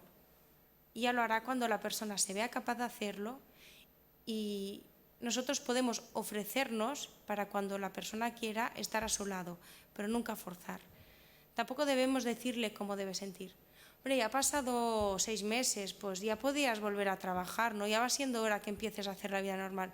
No somos nadie para hacerlo. Animarle a ser fuerte. Venga, tienes que tirar para adelante, tienes más hijos,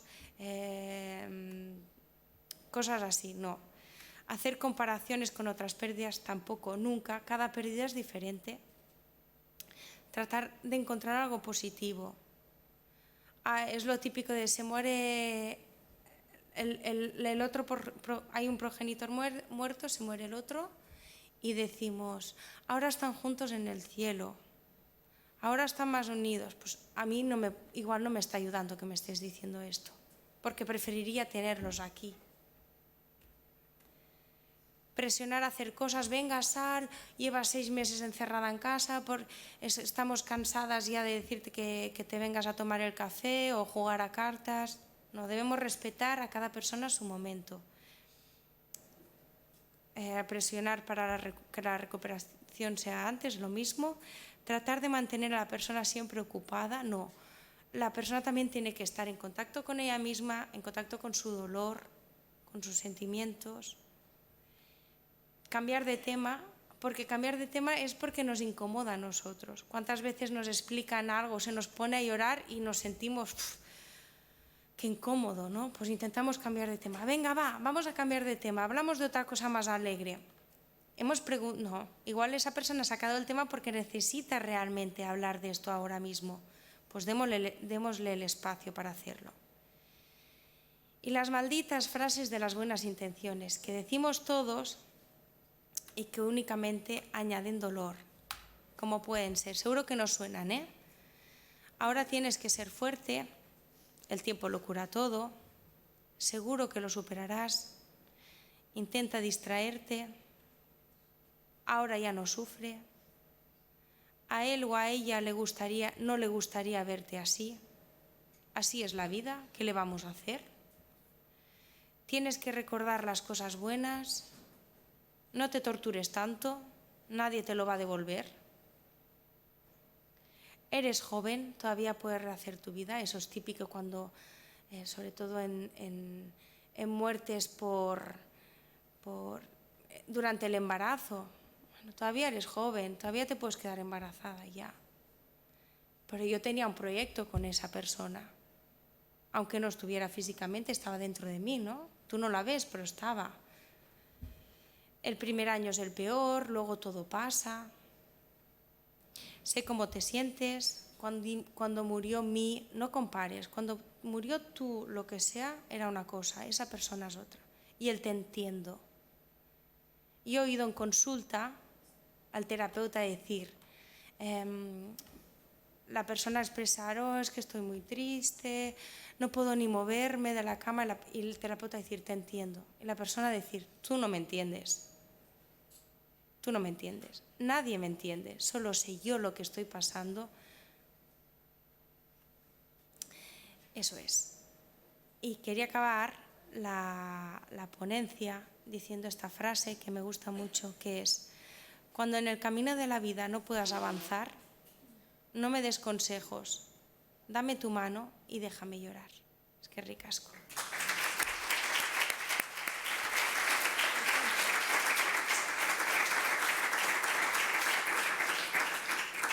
Solo puntualizo lo que me he saltado, ¿vale?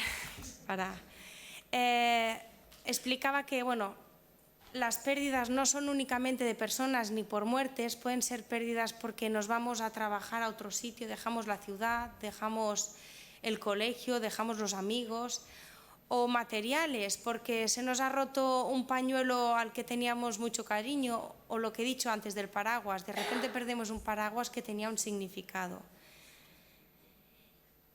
Era eso, y luego explicaba un poco los tipos de duelo que hay. Anticipado, que es el típico de muertes que anunciadas, muertes que son tras una enfermedad larga, el ausente, bueno, crónicos, inhibidos, el desautorizados, típico en suicidios o en muertes durante el embarazo también.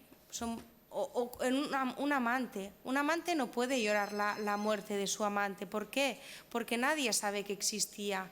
Y esa persona se ve obligada a retener su duelo, a llorarlo en la intimidad, a no poderlo compartir. Pues se trataría de duelos desautorizados.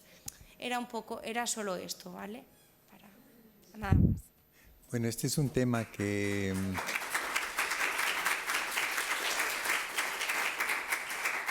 suscita normalmente muchas preguntas, y aprovechando que le tenemos a Silvia, pues podéis por favor hacerlo, ¿no? Eso, que no lo he dicho, si tenéis alguna pregunta, me iba yo ya.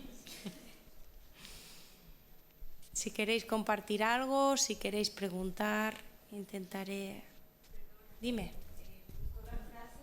¿La puedes? ¿La última? Ah, mira. Hola. Ah. Sí, buenas tardes. Discúlpame, Buenas. ¿puedes la frase? ¿La última? Sí, sí. Ah, ya, gracias. Es que era un poco larga. Muchas gracias. Muy rápido. Vale. Pues como sabemos, ¿sí? ¿Hay alguna pregunta? Hola, Silvia. Hola. ¿Qué tal? Bueno, estuve muy atento a tu presentación, excelente, me ha encantado. Gracias. Y luego me ha surgido una pregunta, al final cuando tú decías que hay que preguntárselo una y otra y otra y otra vez y hasta 1000 veces el porqué de la situación. Y dijiste algo que me llamó la atención, que muchas veces no encontramos la respuesta, ¿no? ¿Cuándo está bien o qué repercusiones o qué implicaciones tiene para el duelo, para la solución del duelo, verdaderamente no encontrar esa respuesta? Si tú no la encuentras, es un duelo que queda en ese proceso de cicatrización, o simplemente, ¿cuándo se le pone el stop a esa situación? Vale. Bueno, es que no podemos entrar en detalle, pero el porqué tiene una función terapéutica, sobre todo en la segunda fase que ha hablado de negación, de evitación, porque mientras nos planteamos el porqué y de alguna manera culpabilizamos a quien sea o a lo que sea la muerte de nuestro ser querido, nos evitamos conectar con nuestro propio dolor. Es un mecanismo defensivo. En el momento en que ya somos capaces, ya hemos cogido fuerzas, ya realmente somos conscientes de que la pérdida es real, de que esa persona no va a volver, entonces cuando ya dejamos de plantearnos el porqué y entramos en contacto con nuestro propio dolor, ya nos da igual el porqué. Ya lo que queremos ahora es ser conscientes de que esa persona no está y a ver de qué manera puedo yo encajar esta pérdida en mi vida, cómo la puedo integrar en mi vida. Ese es el efecto terapéutico del porqué. No hay tiempo, como he dicho, cada persona es diferente, entonces hay gente que estará en la fase de negación, por decir algo, 6 meses, y hay gente que puede estar 1 año. Lo que no puedes estar es 5 años cuestionándote por qué, sin salir de ahí, porque luego igual sí que estamos empezando a hacer o tenemos más riesgo de hacer un duelo cronificado, un duelo patológico. Suelen decir que en el caso de los duelos lo que más se necesita es un amigo antes que un médico. Entonces, una de las cosas que se recomienda siempre es que se procure eso, ir hacia esos amigos que sean positivos, que sobre todo practiquen todas estas cosas que tú has dicho, como la escucha activa, la escucha que intenta pues facilitarle la expresión de sentimientos, y sobre todo pues es importante porque a ver si tiene alguna sensación de culpabilidad detrás. Esas sensaciones de culpabilidad pues se pueden muchas veces aclarar, pero para ello hay que escucharlo, ¿no? Muchas veces puede ser... Escuchar, no juzgar, sobre todo no juzgar, y si no sabemos qué decir, callar y acompañar, nada más. Yo creo que lo que he dicho, el duelo al final tiene una dimensión relacional y se va elaborando con compañía de nuestros seres queridos, de quienes realmente son verdaderas amistades por nosotros y nos quieren. Y nada más. Y tiempo, respetarnos a nosotros mismos, darnos espacio y amor, porque el duelo al final es una expresión de amor. Si no nos importara quién se ha ido, no lloraríamos ni lo pasaríamos mal. Nada más. Muchas gracias. Dime.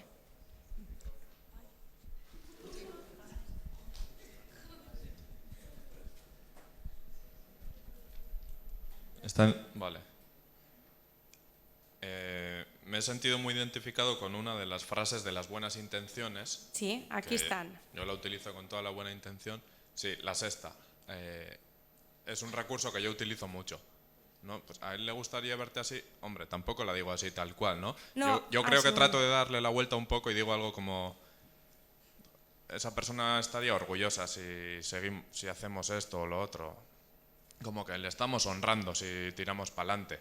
No Vale. le gustaría vernos así. Y ahora mi pregunta es, ¿tú qué dices esto? ¿Para aliviarte a ti y sentirte mejor o porque realmente crees que a esa persona le está ayudando lo que tú le estás diciendo? Porque realmente creo que le está ayudando.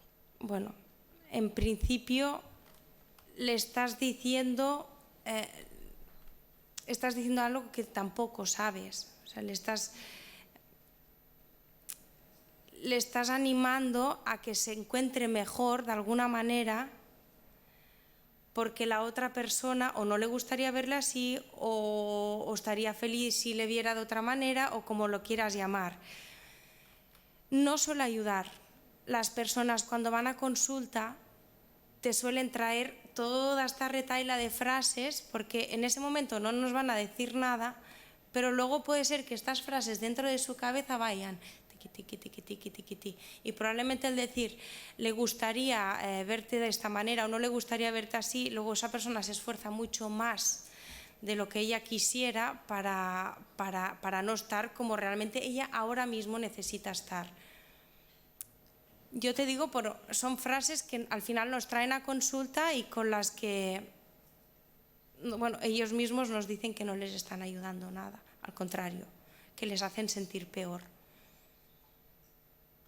Es eso. No quiere decir que igual a alguien se lo digas y le da igual y no le hagas daño, no vas a hacer daño a todo el mundo, está claro. Hola, sí, a mí también me parece que esto de las buenas intenciones es que no tenemos habilidades, ¿no? Sí. Somos más que nada, bueno, queda bien, y como no tenemos, lo que he dicho antes, esas habilidades, y como todavía el tema de la muerte es un tabú pues total. para cubrir un poco el expediente, sí, pues decimos pues eso, todo eso que solemos decir, con buenas intenciones, pero al final metemos el cuezo. Sí, no tenemos habilidades, o sea, y más en ciertos tipos de muertes es que nos encontramos con las personas que han perdido, es lo que digo, no sabemos muchas veces, nos da apuro acercarnos a ellos. Yo que trabajo mucho en el tema del suicidio, muchos padres lo pasan mal porque ven que la sociedad de alguna manera les huye. Pues les huye, ¿por qué? Porque nosotros nos sentimos incómodos a la hora de acercarnos. Estamos haciendo algo muy egoísta cuando esas personas igual lo que necesitan es nuestro apoyo. Porque no nos enseñan que la muerte está, nos enseñan... Si estuviera más normalizado, probablemente muchos duelos no serían ni la mitad de complicados de lo que son, ni tendríamos tanto sufrimiento y lo viviríamos de otra manera. Pero eso es algo que tiene que empezar desde la escuela y que creo que todavía falta tiempo por empezar. Falta tiempo por empezar. Hay que explicar a los niños que la muerte forma parte de la vida y que nacemos y nos morimos. Pero es muy complicado. Para mí también lo es, o sea, no estoy diciendo lo contrario. Lo que más daño hace es la indiferencia. Es una de las cosas que se aprecia pues, en el tema del duelo, ¿no? Que esta gente que está pasando una fase de estas, el proceso de duelo, necesita tener personas muy queridas, muy cercanas y manifestarlo muchas veces con muchos abrazos, con pues, elementos que te ayuden a acercarte.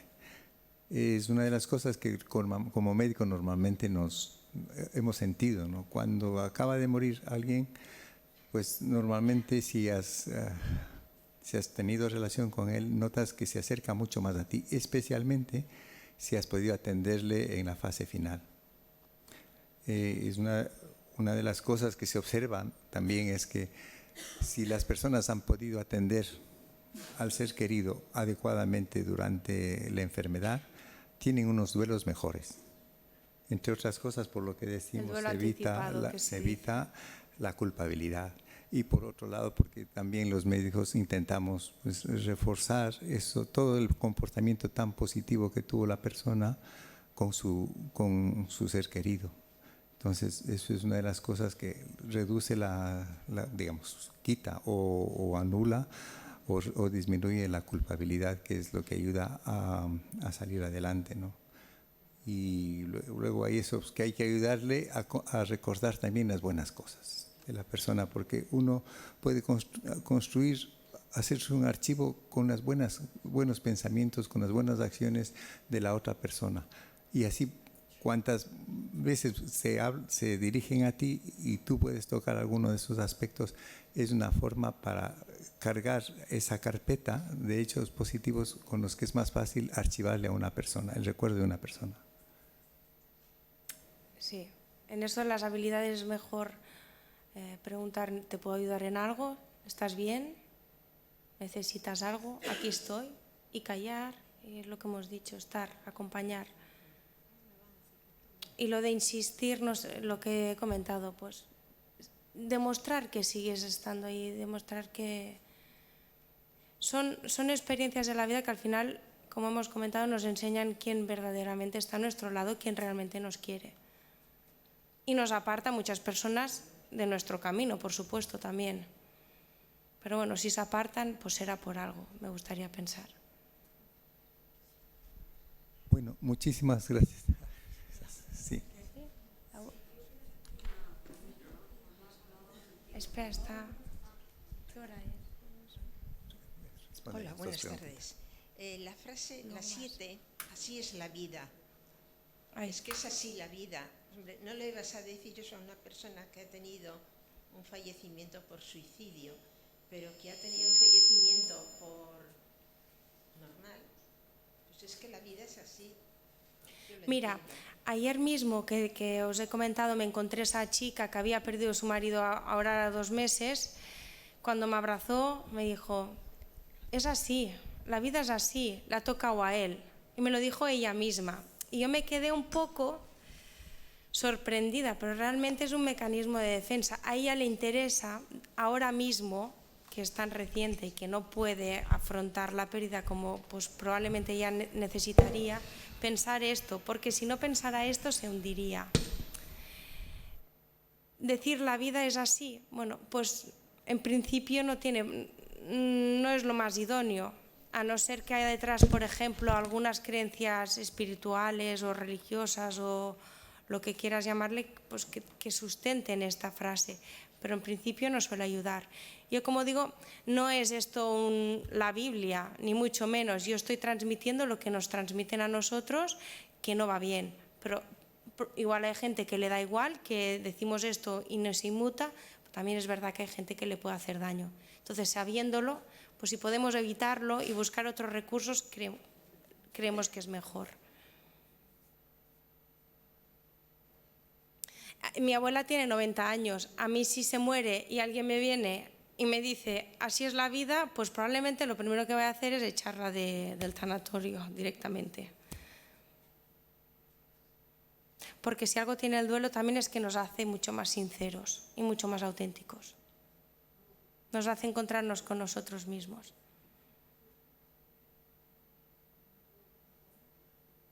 Bueno, vamos a dar por terminada la conferencia. Muchísimas gracias, Silvia, por tu brillante exposición.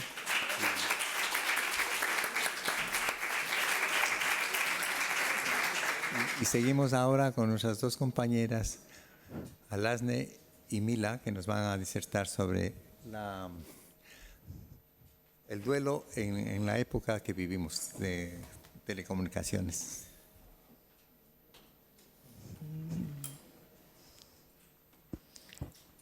Me parece que está...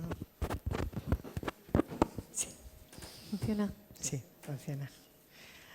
Gracias, Wilson. Buenas tardes a todos, gracias por venir. Bueno, pues como bien ha dicho Wilson, ella es Alasne y yo soy Mila.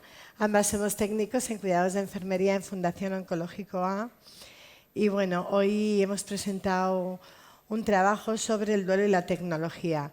Yo voy a hablar un poquito del duelo y Alasne se va a centrar un poquito más en la tecnología.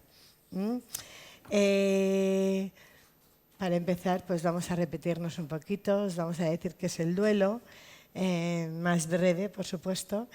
El duelo es una reacción afectiva dolorosa ante la pérdida de una persona amada, asociándose a síntomas físicos y emocionales. Es una experiencia tan devastadora que solo quienes la han vivido saben cómo golpea y lastima. Es un hecho para el que nadie está preparado. Yo no estoy preparada, por mucho que me crea, que piense. Yo no estoy preparada para el duelo de mi hijo, para vivir el duelo de mi madre. Tendré que elaborarlo cuando me toque, si me toca, y tendré que elaborarlo poco a poco y con mucha ayuda. O sea, mucha gente se cree que está preparada y luego se llevan verdaderos golpes. De hecho, según el experto Don Manning, el duelo es tan natural como llorar cuando tienes dolor, comer cuando tienes hambre, dormir cuando estás cansado. El duelo es la manera en que la naturaleza sana un corazón roto. La verdad sea dicha que en esta sociedad de hoy en día no nos educan para perder. No queremos perder nada por simple que sea. Y muchísimo menos como vamos a querer perder una persona amada. La experiencia ya hemos dicho que es muy desgarradora y nuestro corazón no lo entiende, no lo puede entender. La sensación es igual a la de un vacío, a la de una pérdida. Es una sensación horrorosa. Y este sentimiento nos exigirá a cada persona ser capaces de cambiar nuestro mundo interno y nuestros propios sentimientos, porque de repente ya no seremos los mismos. Algo en nosotros va a cambiar, indudablemente. Ya no vamos a ser las mismas personas que éramos antes. Y es ese difícil trabajo de reorganización interna lo que llamamos proceso de duelo. Se sabe que este proceso es una batalla emprendida por la persona que se queda y que debe continuar viviendo. Es un proceso personal y con manifestaciones muy particulares. La muerte nos desorganiza y nos deprime.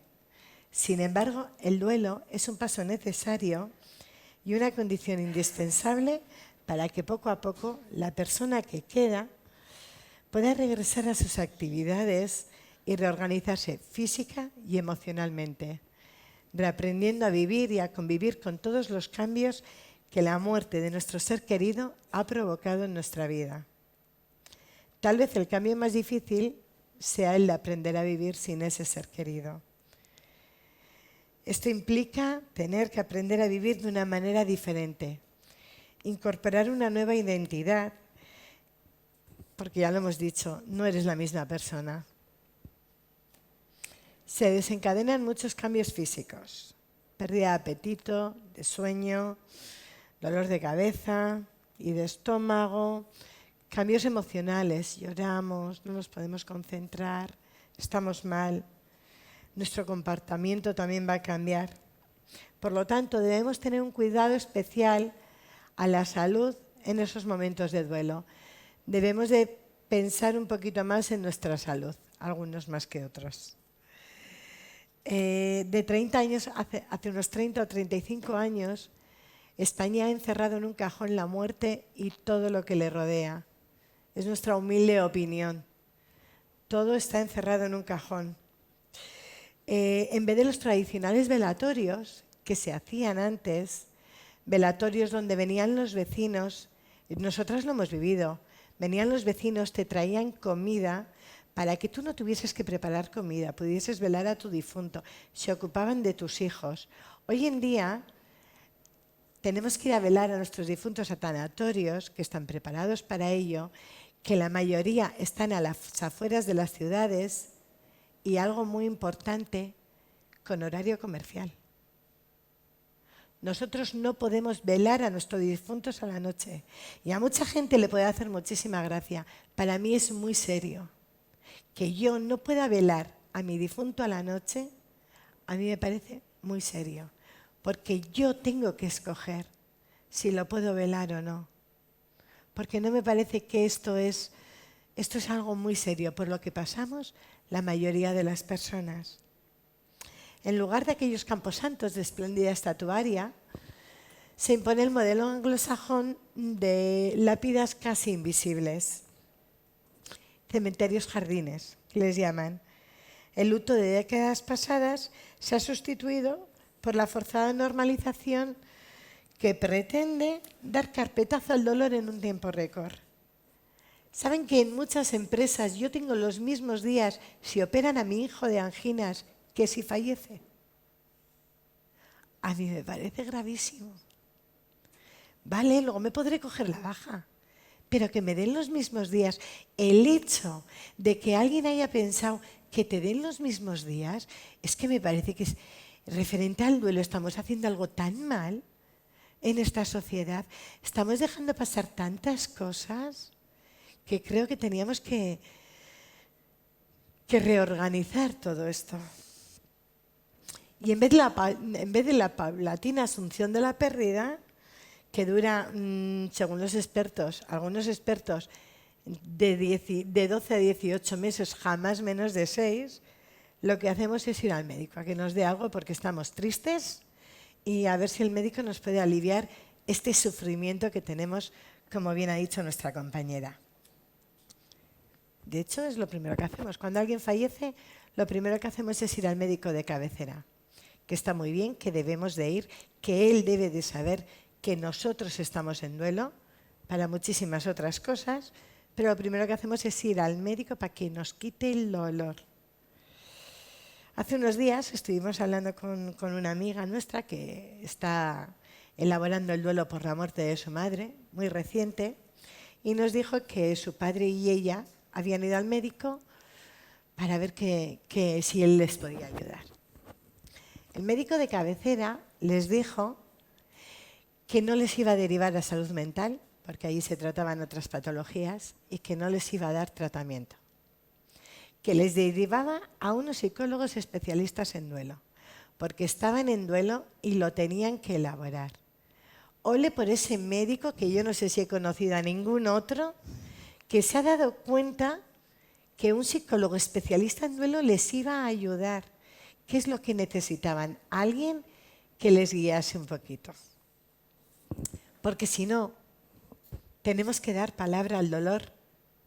El dolor que no habla gime en el corazón hasta que lo rompe.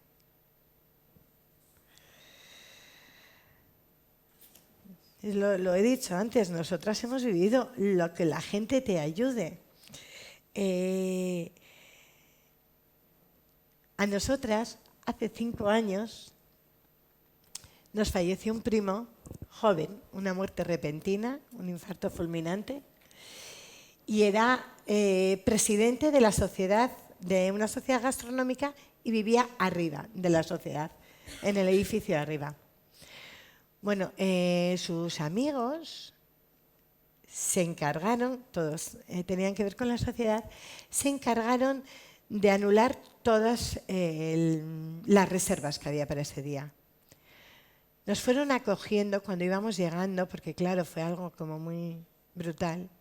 Nos fueron acogiendo y nos fueron preparando en la sociedad. Nos juntaron a toda la familia, nos hicieron la comida, nos hicieron la cena, nos llevaban al tanatorio, nos traían del tanatorio, le llevaban a hombros.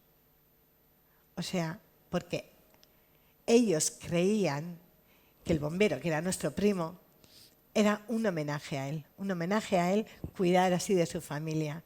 ¿No sabéis qué maravilloso es? La gente joven que no lo habéis vivido, ¿no sabéis qué maravilloso es que en estos momentos la gente se te acerque así y te cuide así? Es increíble. Claro que tienes dolor, ¿cómo no vas a tener dolor? Pero no tiene nada que ver. La muerte antes se vivía de manera familiar. Nosotros ya somos un poquito mayores y pues lo hemos vivido.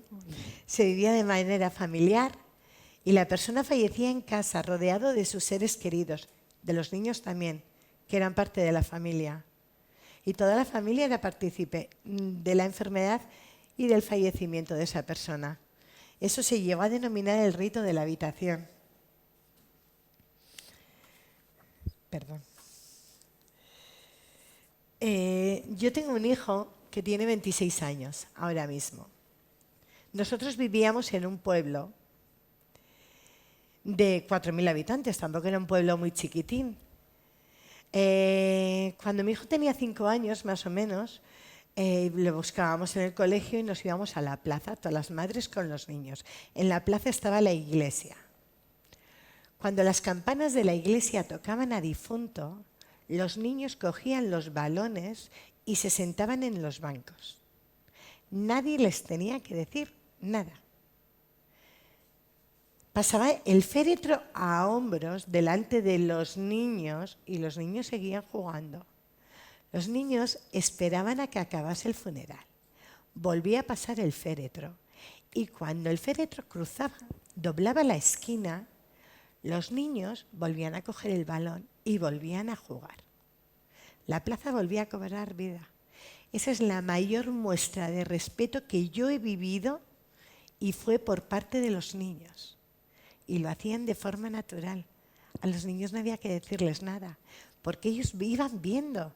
A medida que iban siendo pequeños, iban viendo que esto ocurría cuando las campanas sonaban así y cuando ellos eran los mayores, ellos ayudaban a los pequeños a recoger.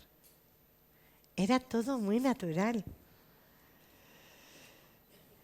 Esta foto nos la mandó el tanatólogo Jorge Montoya Carrasquilla y esto está ocurriendo en algunos tanatorios en Colombia. Están empezando a prohibir la entrada a niños menores de 12 años. Cuando falleció nuestro primo, hubo un momento en que me llegué a sentir muy mal, porque además lo comenté con Alasne, somos primas y por eso el primo es en común. Yo me sentía observada. En las demás salas yo me sentía observada porque la gente me miraba, nos miraba, como diciendo, ¿será que no tienen otro sitio donde llevar a sus niños? Yo me he llegado a sentir así. Y creerme que los niños no estaban dando guerra. Hay gente que le ofende ver a niños en los tanatorios. Los niños, nosotros somos de la idea que con quién mejor van a estar que con su familia. A las bodas también los llevo. Y a los encuentros familiares también los llevo. A las alegrías también. Pues tendrán que aprender que con las penas también van a venir. Vivimos en una sociedad donde lo más importante es el productivismo, seguido de la persona, la salud y la alegría, por ese orden. Donde no hay lugar para las expresiones de dolor. El dolor y la tristeza no tenemos lugar para esas expresiones. Donde cada vez hay más progreso y menos tiempo. Nos debe de quedar muy claro que cada persona necesita su tiempo y tiempo es lo que no hay en esta sociedad. Y sobre todo que cada uno necesita el suyo. El tiempo que yo necesito para elaborar mi duelo no tiene por qué ser el tiempo que ustedes necesiten para elaborar su duelo. Cada uno tendrá que tener su tiempo y nos lo tendrán que respetar así.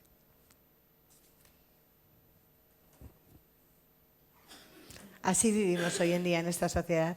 Llegamos tarde hasta nuestros propios infartos. Así no vamos bien.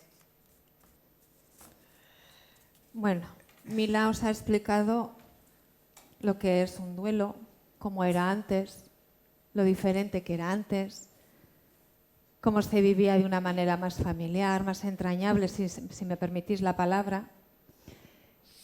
Y yo lo que quiero hablar un poco es de cómo ha cambiado todo esto o cómo podemos dejar que nos cambie y nos afecte en base a la tecnología que tenemos hoy en día, que caray, es.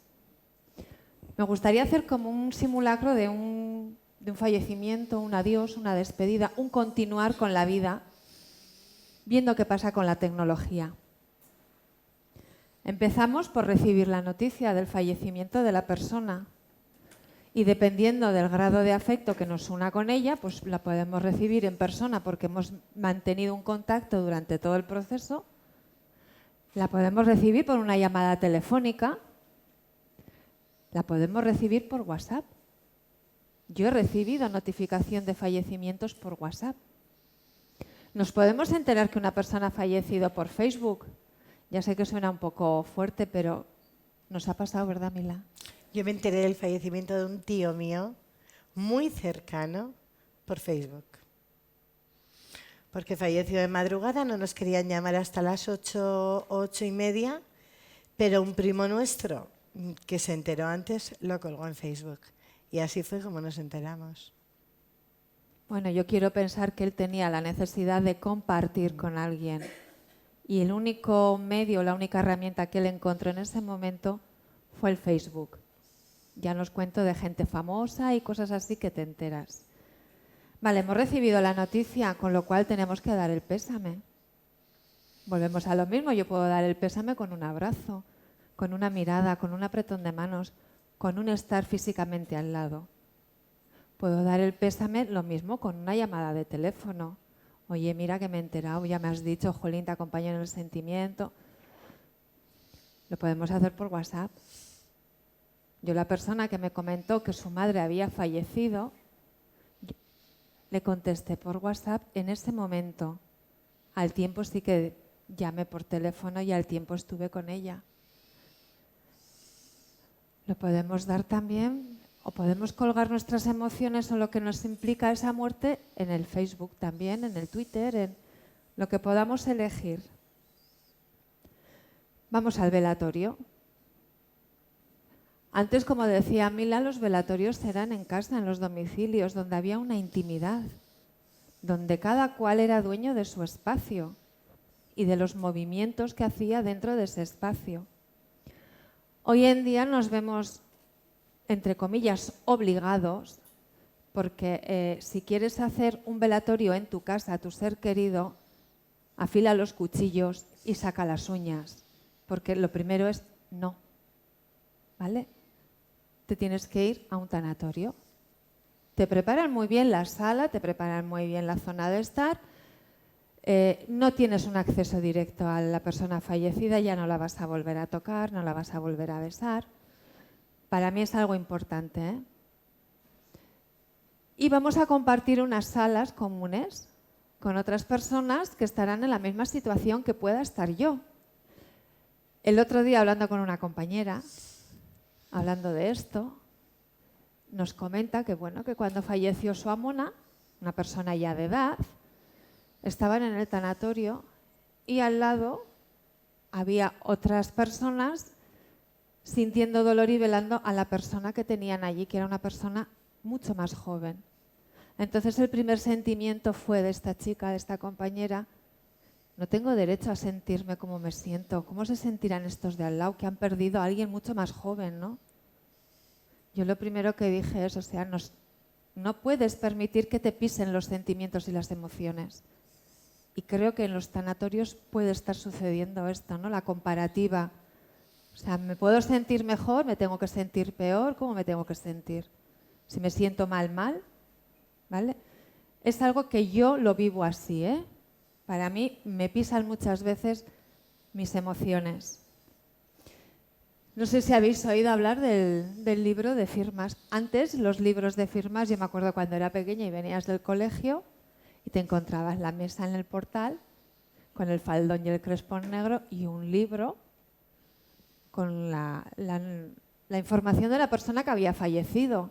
Fulanito de tal, con tantos años, mujer, lo que sé bien, una esquela, y donde cada uno firmaba en ese libro que luego se entregaba a la familia.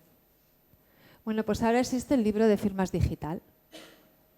La empresa funeraria, la que sea, te da la opción de que tú, en lugar de acudir al rito que la familia haya elegido o no, firmes y des tu pésame en un libro virtual donde luego se le entrega a la familia. Hay otra cosa que a mí me ha llamado mucho la atención. Yo soy menos cuscusera que mi prima. Mila es bastante más salsas y llama mucho y pregunta y dice, ¿no? Sí, sí. Y yo estaba mirando, pues a ver qué es esto de los tanatorios, cómo funcionan en otros sitios, porque conozco lo de aquí. Bueno, pues resulta que en Cádiz hay un proyecto pionero en un tanatorio donde empiezan a hacerse las cremaciones por videoconferencia. Lo puedes ver como algo horroroso y decir, Dios mío, ¿dónde vamos a llegar? Pero lo puedes dar la vuelta y decir, bueno, pues, conchos, igual es una oportunidad para aquella persona que se encuentra en la lejanía, que no tiene tiempo físico, porque esa es otra. O sea, me muero, velatorio, funeral, me despido, 48 horas, se acabó, no hay más tiempo. Claro, si yo me encuentro en la otra esquina del mapa, yo no tengo tiempo, entre que te organizas y tal. Me parece que es una forma de seguir una cremación, una incineración en directo, me parece, ¿no? O tengo una movilidad que no me va a permitir salir de mi casa. Me parece que es una herramienta que bien utilizada, a mí me parece que está bastante lograda. Tenemos mucha tecnología, ¿no? Pero podemos continuar. Y habéis oído hablar de la huella digital. Me imagino que los que sois más jóvenes que yo sí, y los que sois más mayores también. Bueno, la huella digital es algo que aparece con Internet, con las páginas web, con los espacios virtuales, con todo esto que nosotros manejamos y donde sin darnos cuenta vamos dejando nuestra huella. Fotos que hemos compartido, comentarios que hemos hecho, vídeos que hemos subido. Todo esto englobaría lo que sería nuestra huella digital o memoria digital que nos sobrevive. Y es curioso, ¿no? Porque yo reconozco que tengo una edad que ya me manejo mejor que otros en estos campos. Mis hijos ya, o sea, todo esto lo tienen como muy mascado.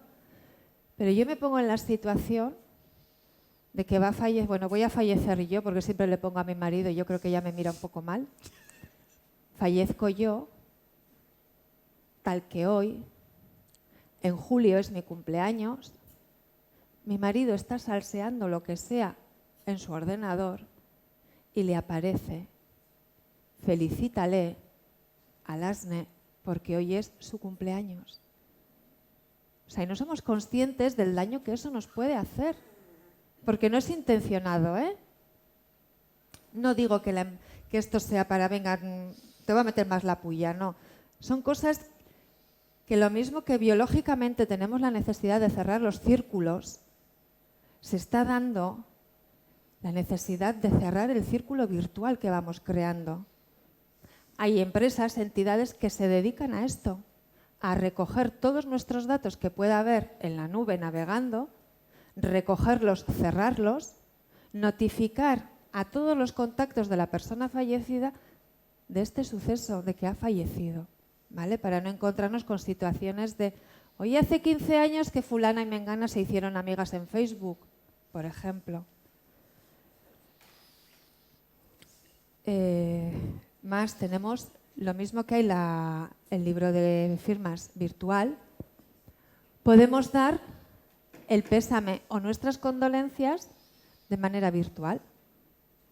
Es también un libro, una página que abren, en este caso son las funerarias también, para que tú des ese comentario de esa persona, lo que te transmite la persona fallecida.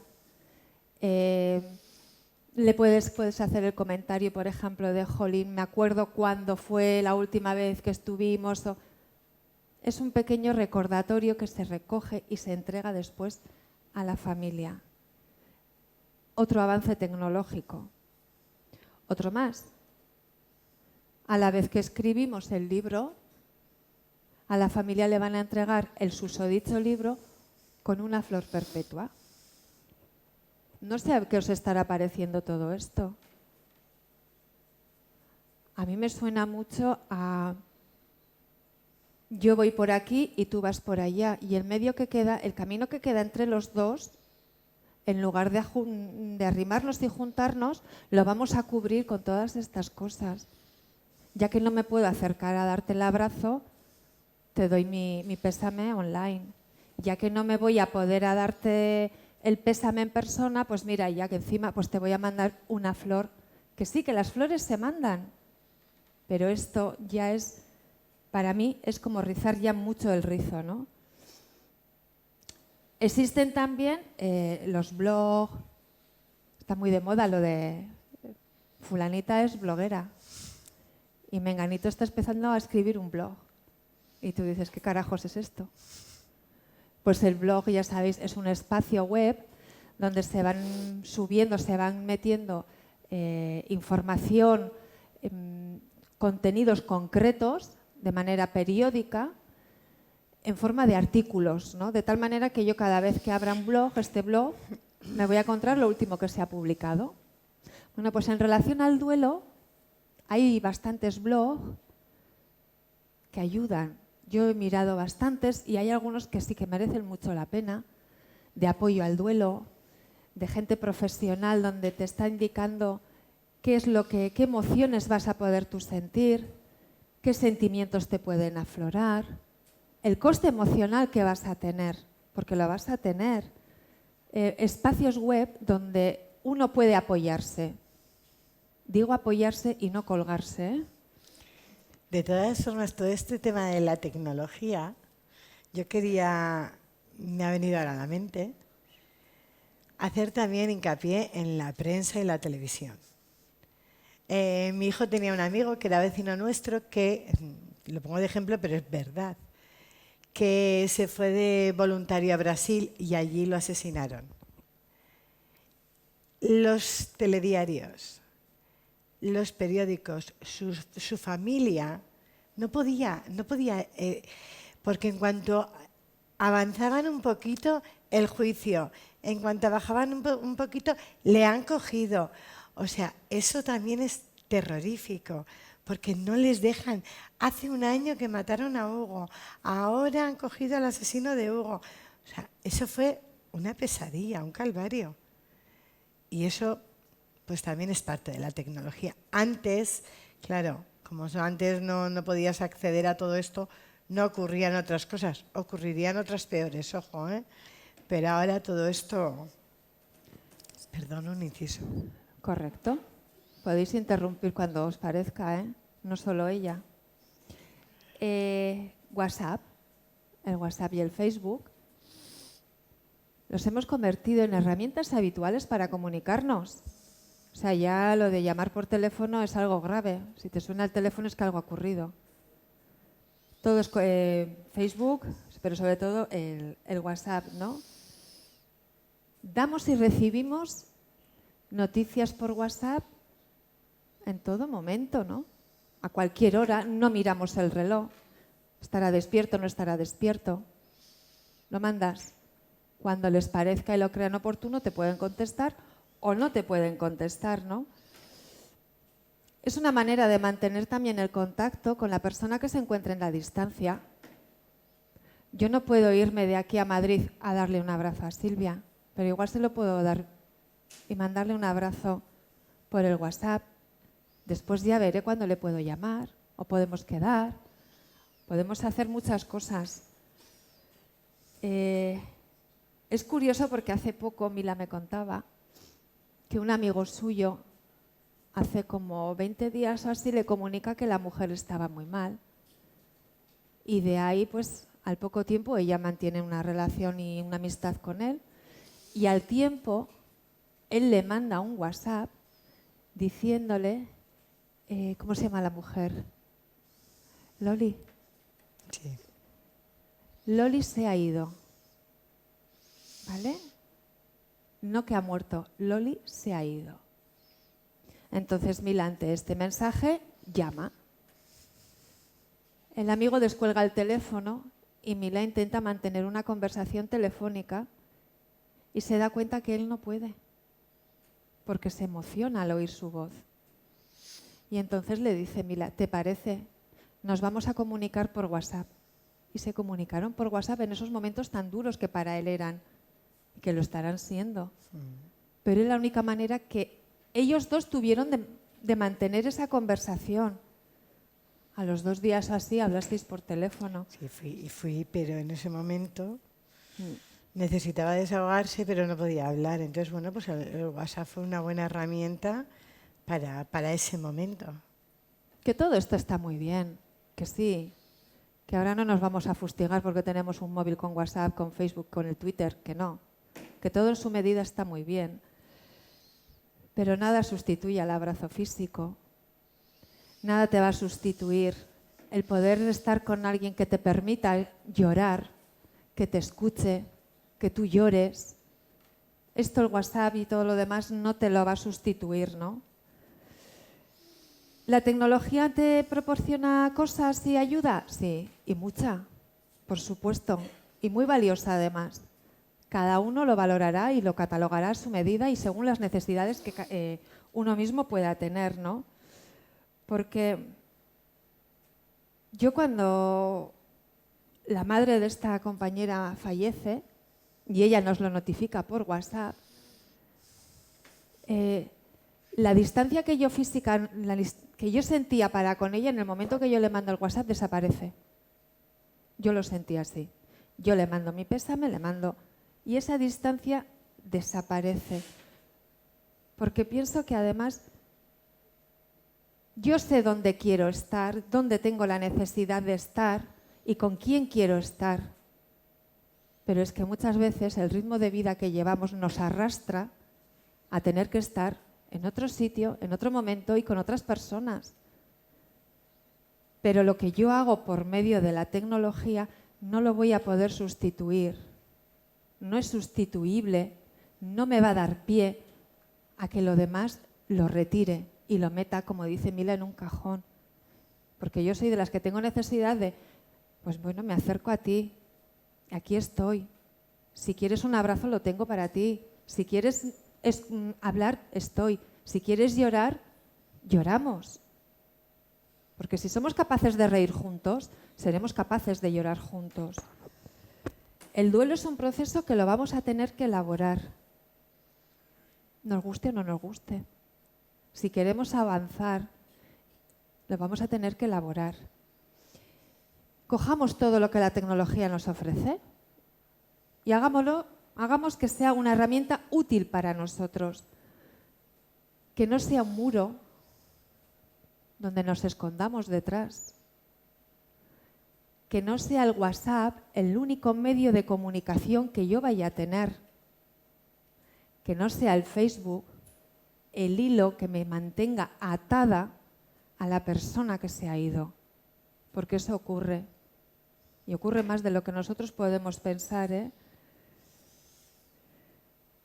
¿Qué os voy a decir? Yo uso la tecnología y yo he mandado WhatsApps y he recibido y cuelgo cosas en el Facebook y leo muchísimas cosas en el Facebook. Y muchas veces le digo a Mila, si algún día me ves que detrás de esto no reacciono, por favor dame una cachetada. Párame, dime qué es lo que estoy haciendo. Porque toda la propia tecnología nos lleva a llevar un ritmo de vida que muchas veces no nos permite parar para sentir. No para pensar, para sentir. Yo siempre digo una cosilla y es que todo en su medida está bien. Está bien la tecnología, está bien comer, está bien beber, en su medida está todo bien. Nos gustaría una frase de una escritora que dice que el duelo es una guerra sin enemigo definido.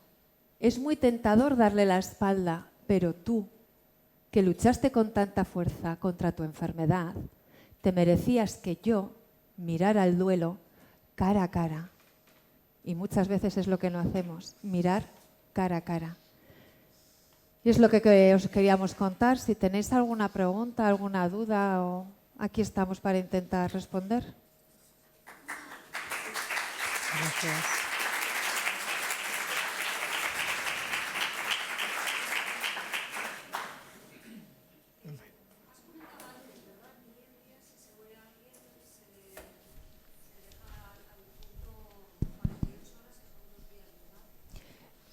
Eh, 24 suele no, ser. yo lo que quiero, no me he expresado bien. Lo que quiero decir es que hoy en día tenemos tanta prisa y vivimos tan rápido que cuando alguien fallece, si te pones a pensar, más de 48 horas no pasan desde el fallecimiento hasta que tú has dado carpetazo. O te han obligado a dar carpetazo. Fallece las horas en que uno va a velar, el entierro o incineración, el funeral, 48 horas. En Inglaterra, los funerales se hacen a los 7 días del fallecimiento para dar a la familia la posibilidad de esos 7 días poder un poco ser conscientes de lo que está pasando. Te hago esta cuestión porque algunas religiones dicen que el alma necesita 3 días en general para abandonar el cuerpo. Entonces, yo no sigo ninguna religión, pero sí creo en el alma, en que hay vida después de la muerte. Y a mí particularmente me parece algo terrible. A mí también. No permitir que ese cuerpo esté ahí durante 3 días antes de proceder a la cremación o a enterrarlo, etcétera, para permitirle el proceso de salir y desencarnarse. ¿Y por qué está ocurriendo esto? ¿Por qué nos precipitamos tanto? ¿Me preguntas mi opinión? Sí. Porque lo estamos permitiendo.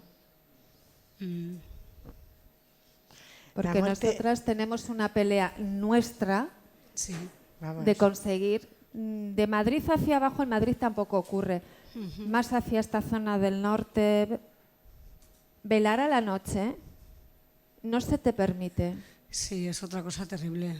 Y tienes que oír que es para que la familia descanse. A mí me han dicho que es para que descanse la familia, o sea que hay gente que se dedica a decidir cuándo tenemos que descansar. A mí me parece muy gordo, igual es porque yo estoy muy chapada a la antigua, pero a mí me parece muy gordo tenerme que ir. Sí, sí. O sea, a mí me parece grave además. Entonces, bueno, que no me dejen llevarme. Bueno, si yo, pues mira, me lo llevo a mi casa y lo velo en mi casa, que yo pero que no me lo dejen llevar, que a mí me parece que estamos haciendo algo mal, que no estamos siendo realmente dueños y nos dejamos arrastrar y de esta forma va desapareciendo, está desapareciendo todo. O sea, yo quiero tener el derecho de escoger si quiero o no quiero velar a mis difuntos, por el motivo que sea. Sin duda, y estoy completamente de acuerdo con vosotras. Pero bueno. Porque he tenido que salir fuera, pero he estado escuchando la charla de que nuestra sociedad niega la muerte, es como que es un tabú y en realidad es un proceso, ¿verdad? Nos encarnamos, nacemos y luego nos desencarnamos y nos vamos. Tenemos una fecha, un periodo de caducidad. Entonces, yo creo que sería muy importante que se empiece a implementar esto en las escuelas y a educar a los niños así, porque yo particularmente soy una persona que al día de hoy no he visto a un muerto, porque me da miedo. Y eso que, reitero, no creo en la muerte espiritual, pero ver un cuerpo físico sin vida es algo que todavía para mí es un tabú. Y considero que es así porque aunque yo, por ejemplo, pertenezco a otra generación, de alguna manera a mí ya me empezaron a educar como que, uy, apártate de los funerales, apártate de los muertos, porque claro, es algo terrible, es algo muy triste y te vamos a quitar esa pena. Pero al final yo creo que es peor, porque yo todavía estoy intentando ahora ser capaz de ir a un funeral. Yo no he ido nunca a un funeral, por ejemplo. Ya, pero lo que pasa es que eso también va... El cómo eduquemos también es muy difícil. En nuestra familia no se educa así, ya os lo he dicho. Tenemos unas madres que son, vamos, una bomba. Entonces, en nuestra familia va junta a todos los sitios para lo bueno y para lo malo. Niños pequeños y mayores, todos. Entonces, para nosotras se ha convertido en algo natural, como es algo natural para nuestros hijos y lo será para nuestros nietos. Pero claro, no todo el mundo nos educan igual y nadie tiene la culpa. Es que vivimos en una sociedad que realmente está complicado este tema.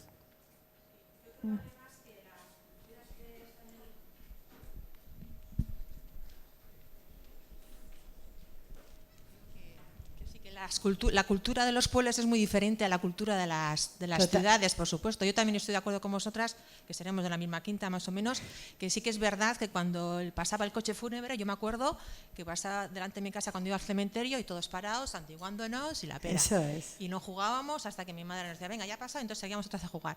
Pero sí que es verdad que en los pueblos, todo el velatorio, que venía la familia, a veces ya un poco asqueaditos de cuando se irán, porque tenemos ganas de descansar un poco también, pero hacían también su labor, ¿no? Y eso yo no sé desde cuándo los cuerpos ya no se pueden llevar a casa a velar, no sé, porque yo hace 17 años sí que tuve, falleció una cuñada mía, la tuvimos en casa, en el velatorio. ¿Falleció en casa? Falleció en casa. Claro.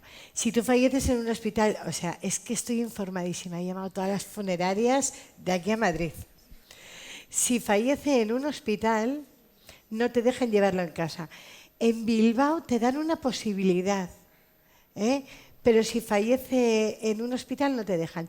Tiene que fallecer en casa. O sea, a mí me han llegado a decir los de las funerarias, cuando le veas que está muy malito, entonces te lo llevas a casa y ya cuando se muera lo puedes velar allí. Es como, mire, perdone. Entonces yo creo que aquí la sociedad tenemos mucho que decir en cuanto a nuestros... Pero bueno, eso será para otras jornadas, ¿verdad, Wilson? De hecho te llevan la comida también al tanatorio, Muchísimas gracias, Mila. Que digo que la comida también te la llevan al tanatorio en algunos sitios, Sí, y en algunos sitios cierran para comer. Sí. No, pero Hay la comida te la llevan para... al mismo tanatorio. Hay, y las bebidas. Eso es. Es que al final... Es increíble. Vamos a dar unos 10 minutitos después de esta charla de descanso para empezar la siguiente parte. Muchas gracias, Mila y Alasne, por vuestras exposiciones muy interesantes. Ay, los micros ahora mismo. Si es que tengo las gafas, el micro.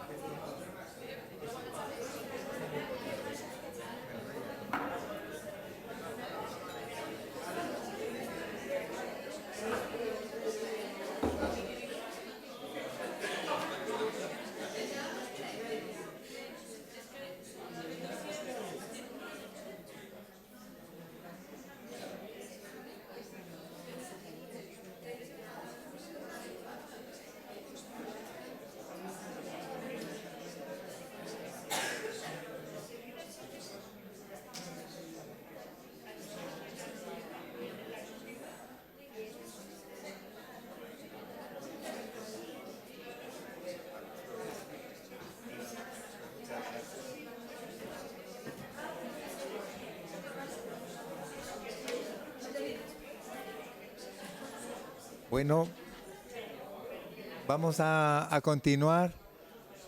Tengo el gusto de presentar a Miriam Rodríguez Martín, es psicóloga, nuestra compañera del grupo docente, que nos va a tratar este tema del duelo y crecimiento personal. La posibilidad de que una crisis se resuelva y que salgamos más fuertes de ella. Muchas gracias, Miriam, y bienvenida. Gracias. Lo primero quería dar las gracias a Paliativos Sin Fronteras por invitarme de nuevo a estas jornadas de duelo, que es un placer y que siempre son muy enriquecedoras. Y gracias a todos por venir. Bueno, mi tema, os voy a hablar sobre duelo y crecimiento personal, pero antes de comenzar con la presentación quería poneros un vídeo y a partir del vídeo pues seguir con la presentación.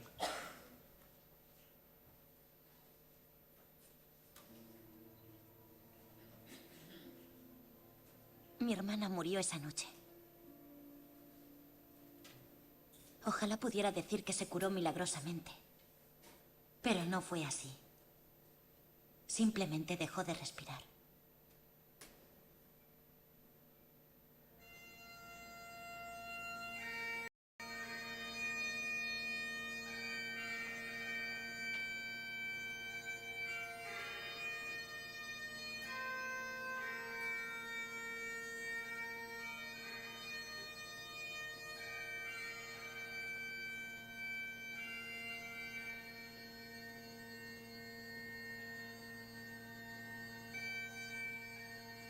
Y ojalá pudiera decir que de ese mal salió algún bien. Que gracias a la muerte de Kate todos pudimos seguir viviendo. O incluso que su vida tuvo algún significado especial y pusieron su nombre a un parque o a una calle. O que el Tribunal Supremo cambió una ley por ella. Pero no ocurrió nada de eso. Se fue sin más. Y ahora es un pedacito de cielo azul. Y todos tenemos que seguir adelante. La vida es distinta ahora. Han cambiado muchas cosas en los últimos años. Mamá volvió al trabajo, empezó a ejercer de nuevo y ahora se gana muy bien la vida. Papá pidió la jubilación anticipada y ahora se dedica a ayudar a jóvenes de los barrios pobres con problemas. Jesse es el que está mejor de todos. Después de morir Kate, su vida dio un vuelco. Volvió a estudiar y obtuvo una beca para una prestigiosa academia de Nueva York.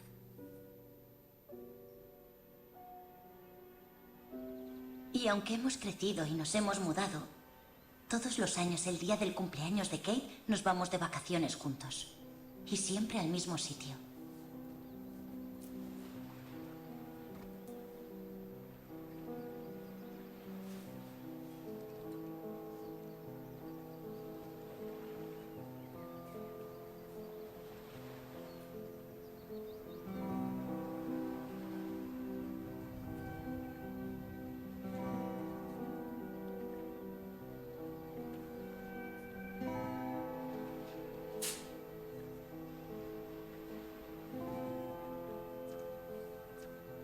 Nunca entenderé por qué Kate tuvo que morir y nosotros seguimos viviendo.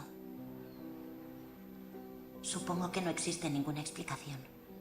La muerte es la muerte y nadie la entiende.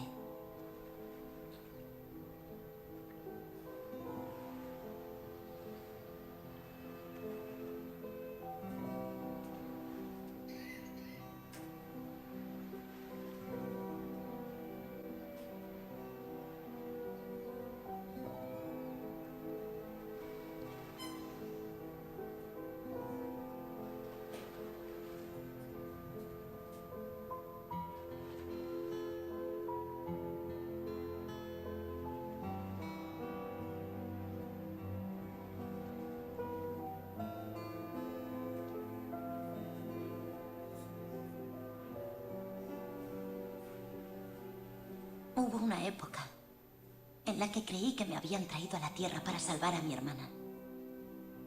Pero al final no lo conseguí. Ahora sé que eso no era lo importante. Lo importante era tener una hermana excepcional. Estoy segura de que algún día volveré a verla. Hasta entonces, nuestra relación continúa.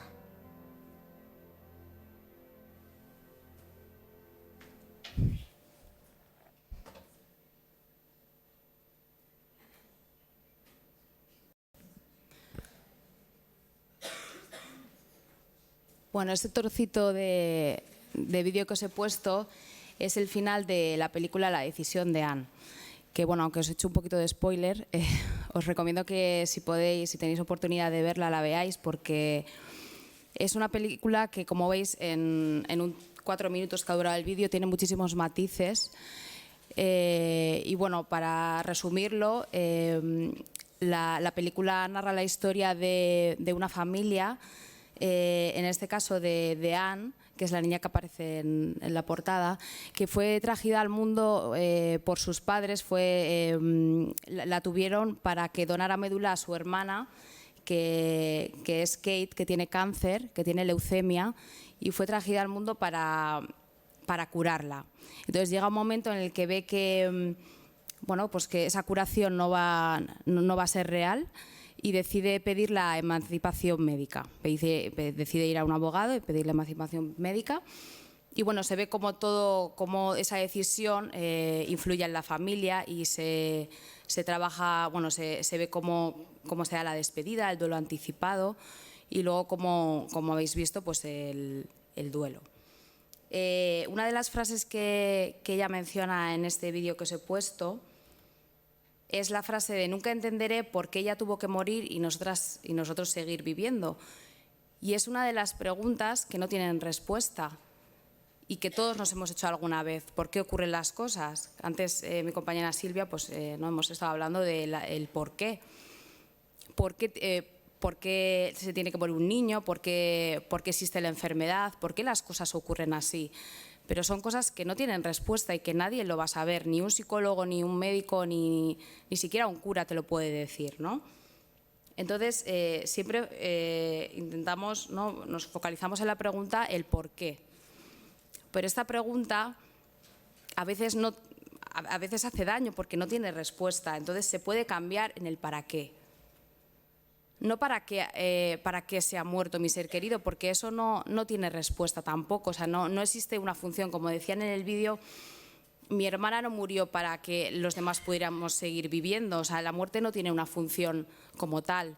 Pero sí que podemos plantearnos ¿para qué? ¿Qué puedo hacer yo con todo esto que me ha ocurrido, con este fallecimiento, con este sufrimiento que tengo yo, que creo que no voy a poder soportar en el tiempo? Y os traigo también la pregunta que también ha planteado mi compañera Silvia, que es una pregunta que suele hacer la terapeuta Alba Payás, que es una terapeuta que trabaja muchísimo en el duelo. Y esa es la pregunta que le suele hacer a sus pacientes. Les plantea: imagina que existiera una pastilla con la que pudieras hacer desaparecer el sufrimiento y toda la tristeza, la soledad, la frustración que estás sintiendo, y no sintieras absolutamente nada, si te la tomarías. La mayoría de las personas a las que le hace esta pregunta contestan que no. Y ella les pregunta: ¿y por qué? ¿Por qué no te tomarías esa pastilla? Y la mayoría contesta que es porque ese sufrimiento, ese dolor que está sintiendo por la pérdida de ese ser querido, tiene sentido. Porque si no sintiera nada, sería como si no le hubiera querido, como si esa relación no existiese. Luego os plasmo un poquito las fases del duelo, que bueno, ya hemos hablado en las anteriores ponencias. Pero bueno, son unas fases secuenciales que no todo el mundo tiene que pasar por las mismas fases en el mismo orden. Cada persona es un mundo. Y yo me voy a centrar, digamos, en la última fase, que sería la de crecimiento y transformación. Una vez la persona haya pasado por el resto de fases en las que ha estado más recluido en sí mismo, no tenía mecanismos para hacer frente al dolor, llega la fase de crecimiento y de transformación, la fase de las preguntas. ¿Quién soy? Estos valores que tenía antes de la pérdida a lo mejor ya no me sirven. ¿Qué es lo que quiero hacer con mi vida? ¿Quién quiero ser? Hay cambios en la identidad, en las prioridades. Y yo me planteo 2 preguntas. ¿Todo lo que trae el proceso de duelo es negativo? ¿Es posible crecer desde el sufrimiento? Porque desde la psicología, la psiquiatría, la medicina, incluso nosotros aquí hemos hablado de los efectos negativos que tiene el duelo en la persona, porque son necesarios conocerlos para normalizarlo. Pero nunca hablamos del potencial humano para recuperarnos, para poder construir otro esquema de valores, para poder salir de las profundidades. ¿Es posible? Pues sí, es posible, aunque no siempre se consigue. Dos de los conceptos que más tienen que ver con esto que os estoy planteando, que seguro que todos habéis oído hablar de la resiliencia, es un concepto que está muy de moda. Y luego os hablaré también del crecimiento postraumático, que van muy en relación. La resiliencia sería esa capacidad para proyectarse en el futuro, para desarrollarse psicológicamente y adaptarse a la adversidad. Ante situaciones que son adversas, como en este caso estamos hablando del duelo, la pérdida de un ser querido, pero podríamos hablar de otras situaciones un poco más extremas o incluso menos.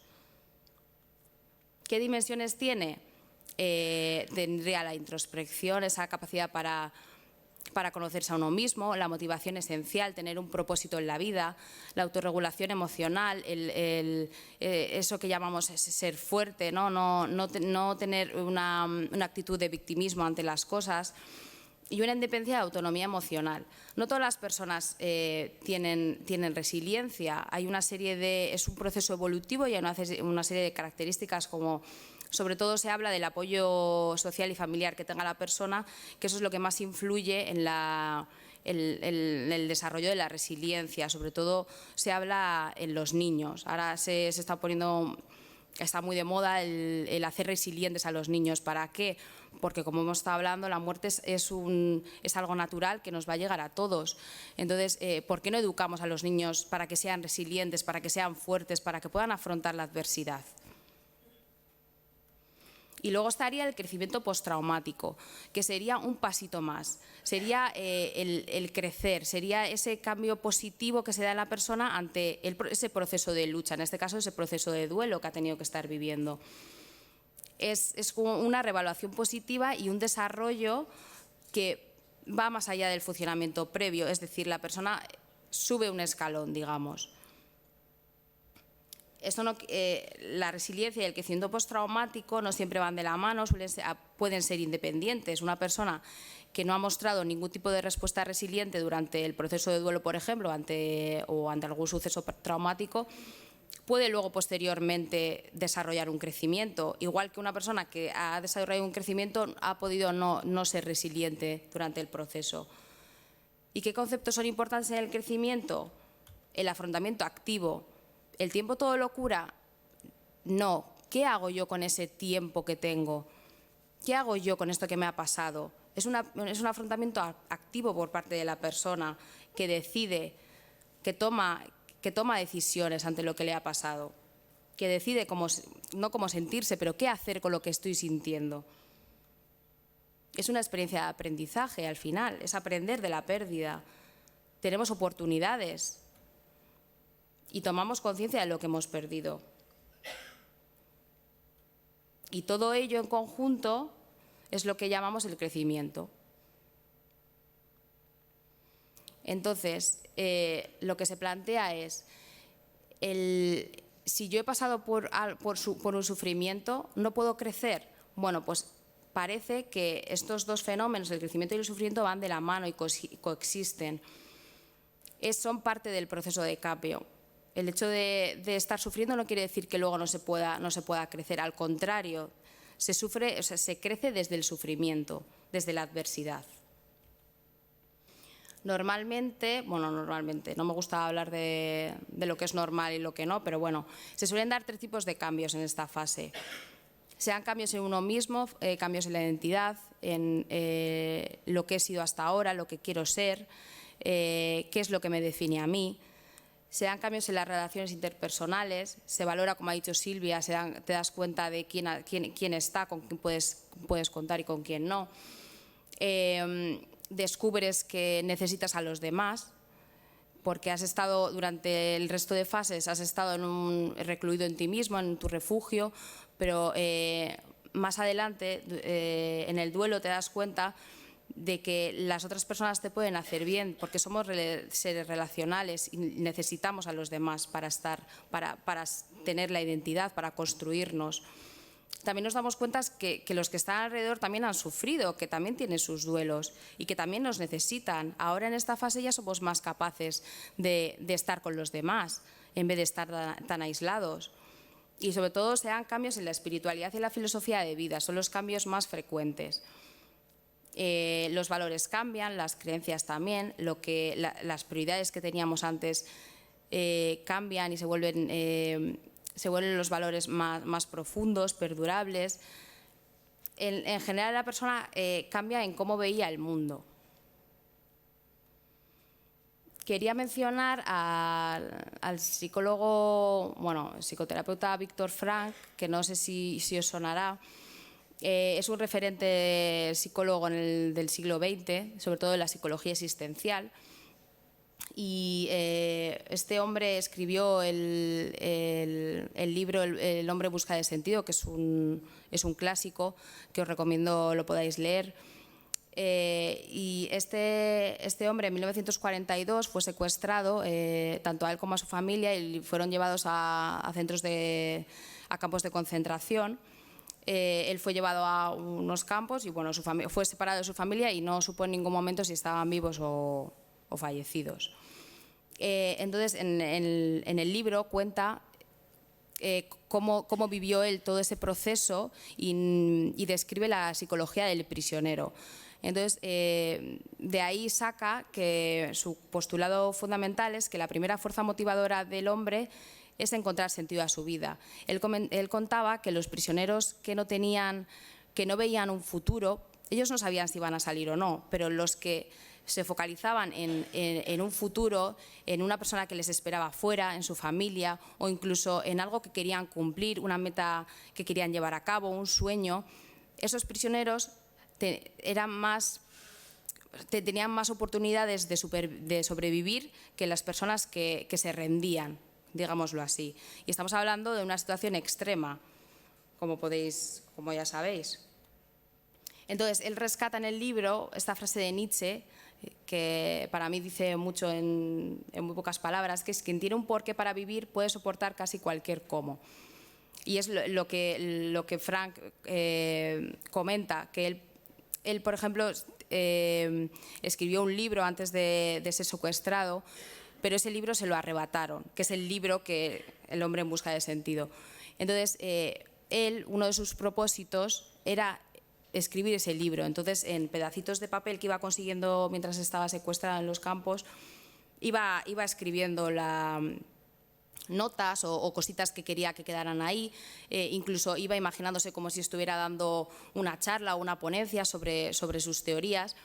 Entonces, todo esto y el pensar en su familia, en el poder encontrarse algún día con su mujer y sus hijos, le hacía mantenerse en pie y le hacía aguantar el horror de los campos de concentración.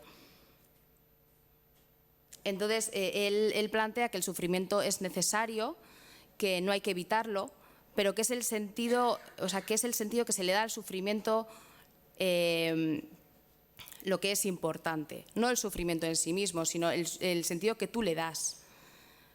Y él habla de la libertad que tenían los prisioneros durante su estancia, que podían tomar pequeñas elecciones que a pesar de estar en una situación de no libertad, sí que tenían la posibilidad de tomar pequeñas decisiones. Y eso es lo que le une al postulado del crecimiento postraumático, que es que tú puedes decidir, como dice Alba Pallás, no puedes controlar lo que te sucede, pero sí que puedes decidir cómo lo vives. Y entonces está en relación con el crecimiento, ese afrontamiento activo por parte de la persona, ese querer aprender, querer o poder aprender de lo que ha ocurrido. Entonces esa frase es en su actitud frente al dolor, donde reside la posibilidad de conseguir un logro excepcional. Y luego habla del amor. Bueno, cuando perdemos a un ser querido, nos damos cuenta de una verdad dolorosa, que no podemos proteger a nuestros seres queridos de forma ilimitada, que por mucho que lo intentemos, pueden pasar cosas. Puede haber un accidente, puede llegar a una enfermedad y la persona puede fallecer. Y esto genera muchísimo sufrimiento. Pero, por ejemplo, Víctor Frank comenta que en una situación en la que estaba, una de las situaciones que cuenta en el libro, cuenta cómo él pensaba en su mujer y eso le daba paz. Entonces, él concluye que no hace falta que esa persona esté contigo para provocarte esos sentimientos. Por eso él plantea que el amor trasciende de la persona física y cobra sentido en uno mismo. Y Alba Pallás también lo plantea. Alba Pallás plantea el hecho de que el amor es capaz de atravesar el espacio y el tiempo, que no hace falta que esa persona esté con nosotros para seguir queriéndola o para que nos proporcione cierto bienestar. Que incluso en el trocito de la película que os he puesto pone: no sé si volveré a verte, pero de mientras nuestra relación continúa. Entonces, esa posibilidad de que podemos querer de forma ilimitada y que esa persona, por desgracia, no está, pero nosotros le seguimos queriendo y podemos seguir sacando aprendizajes de esa relación. Y otra de las verdades, aparte de que no podemos proteger a nuestros seres queridos, es que la vida se termina, que las cosas duran un tiempo y luego se terminan y no vuelven. Y esto lo pone también de manifiesto el duelo. Nos damos cuenta que las relaciones y la vida en general son transitorias. Y esto genera muchísimo sufrimiento, porque como lo que hemos comentado es que la muerte es un tema tabú todavía en nuestra sociedad. Entonces, tenemos muchísima dificultad de asumir eso. Todos sabemos que nacemos y al final terminaremos muriendo, pero en el fondo no nos damos cuenta de eso y esto genera siempre muchísimo sufrimiento. Entonces, bueno, lo que he planteado relaciona esto de la transitoriedad, menciona a Sigmund Freud porque él escribió un ensayo que se llama La transitoriedad y cuenta cómo él iba paseando un día con un amigo poeta por unos campos de flores y ese poeta se lamentaba y decía: qué pena que sea esto tan bello, estas flores estas flores, pero que se vayan a marchitar con la llegada del otoño. Qué pena, se lamentaba. Y Freud le dice: bueno, pero el hecho de que se vayan a marchitar o que vayan a cerrarse no quiere decir que dejen de ser bellas. Algo porque no vaya a durar no quiere decir que pierda su belleza o el significado emocional que una persona le da. Eso es muy fácil de hablar en relación a las relaciones, ¿no? Porque uno puede pensar, sí, bueno, esa relación que tengo con esa persona es muy importante, pero luego se va y ¿qué? Pero incluso Frank comenta que realmente que la persona esté o no da igual. El hecho que no hace falta que no hace falta que esa persona nos sobreviva para que tenga valor para nosotros.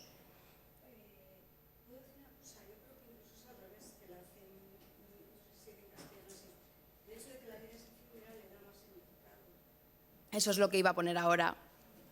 Valoramos más lo que podemos disfrutar de forma limitada. Eso es. Lo que pasa es que eso es muy difícil de ver.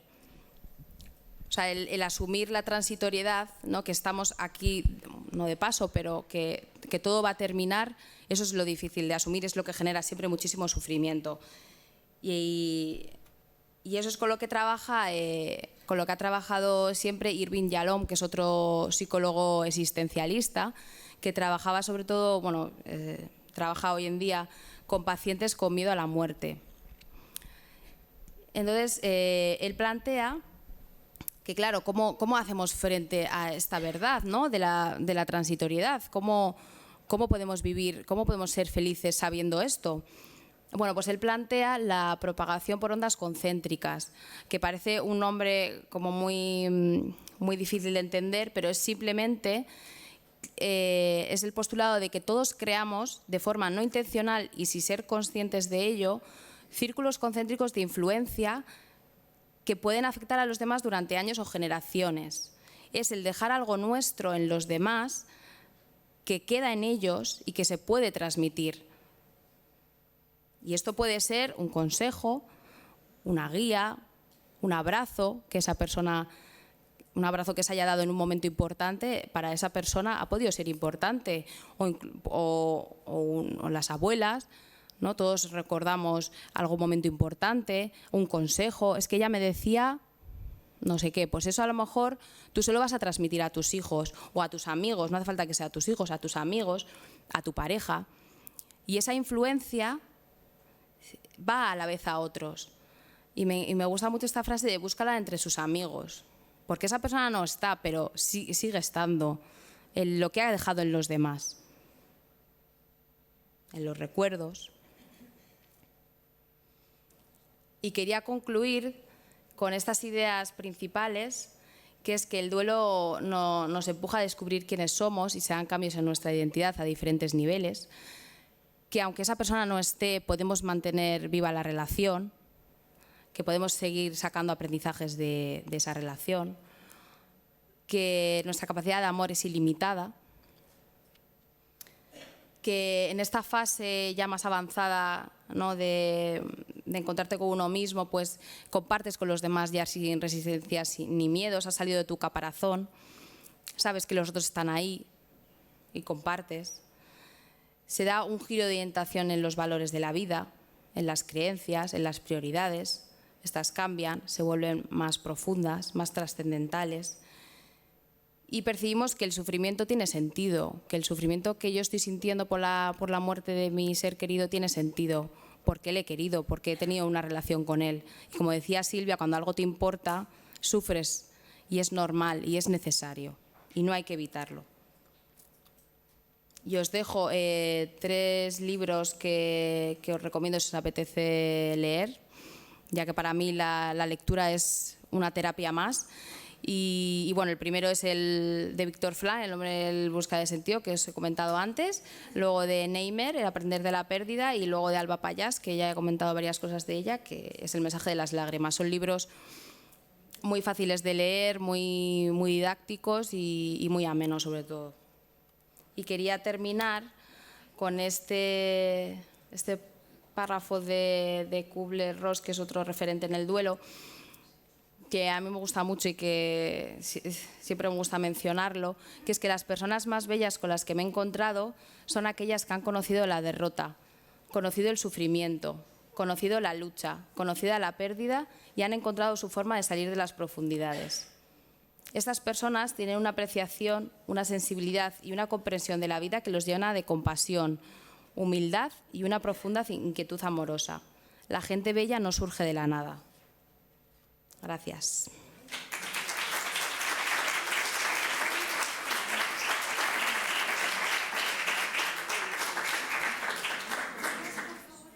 Sí. Sí. ¿Está? Por aquí.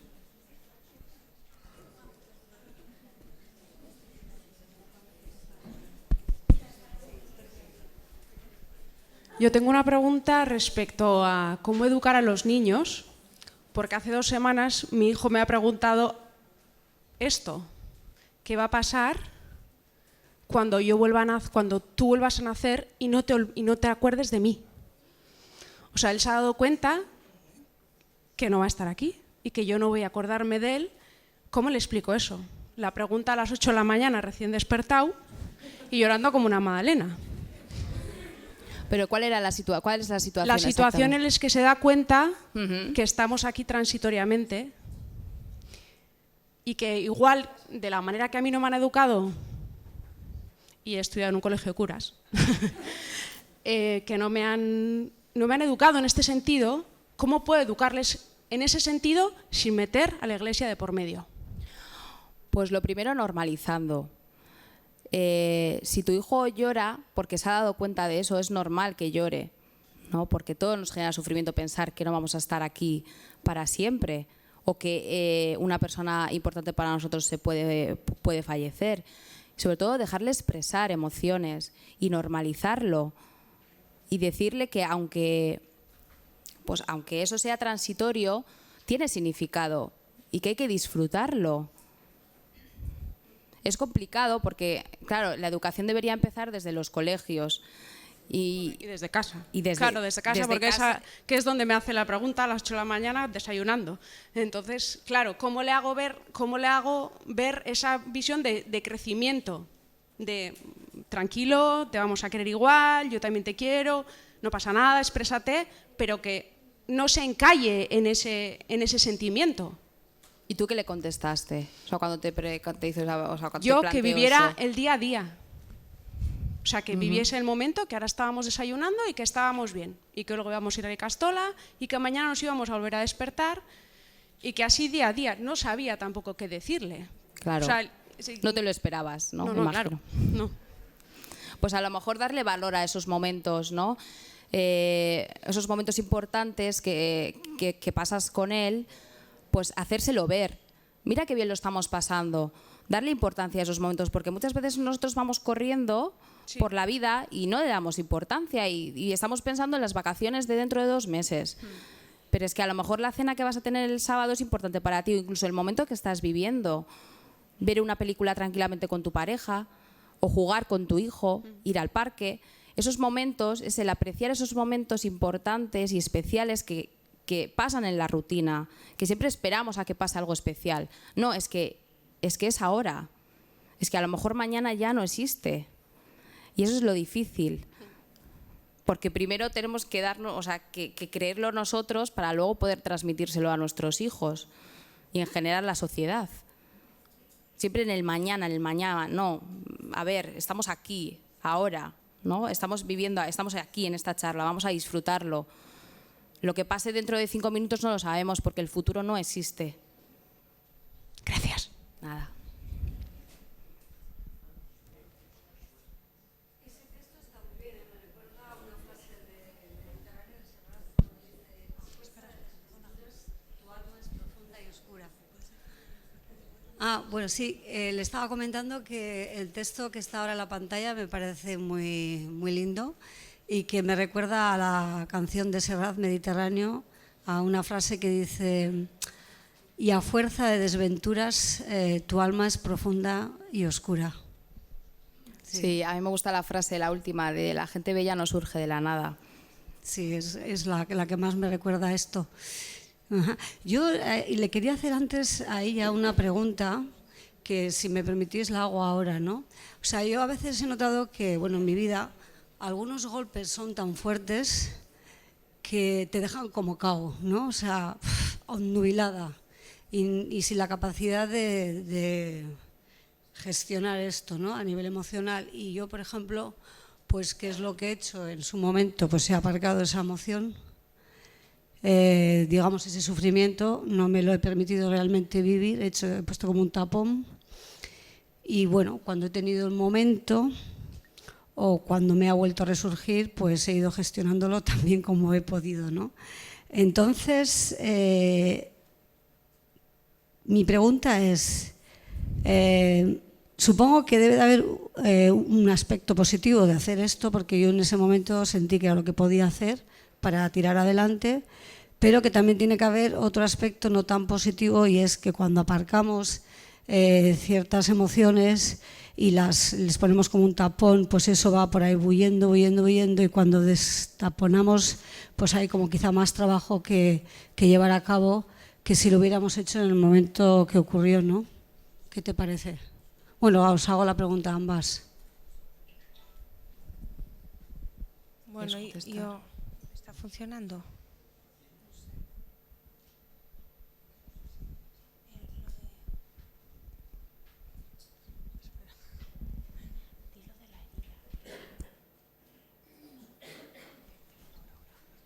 ¿Hola?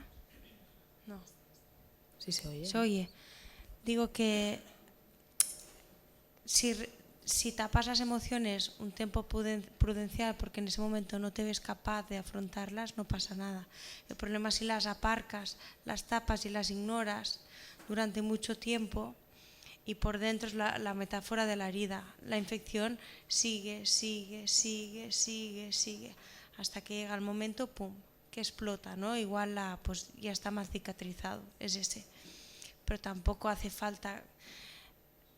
Creo que todos hacemos lo que podemos en el momento que podemos. Por eso es importante, si ves que no puedes, pedir ayuda para que de alguna manera alguien te ayude a destapar todo.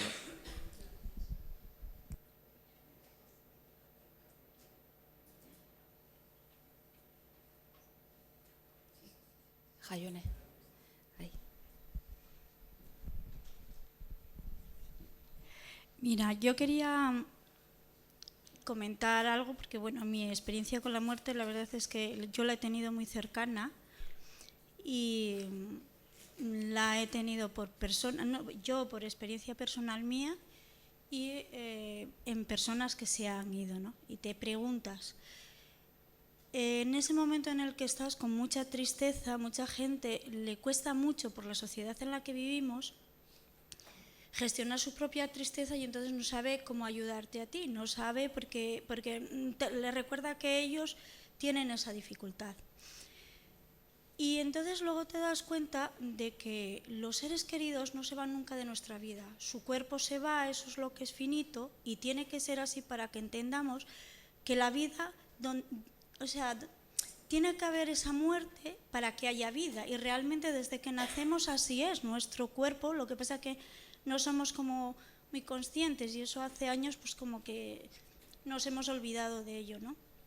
Entonces en realidad los seres queridos viven en nuestro corazón y van a vivir eternamente.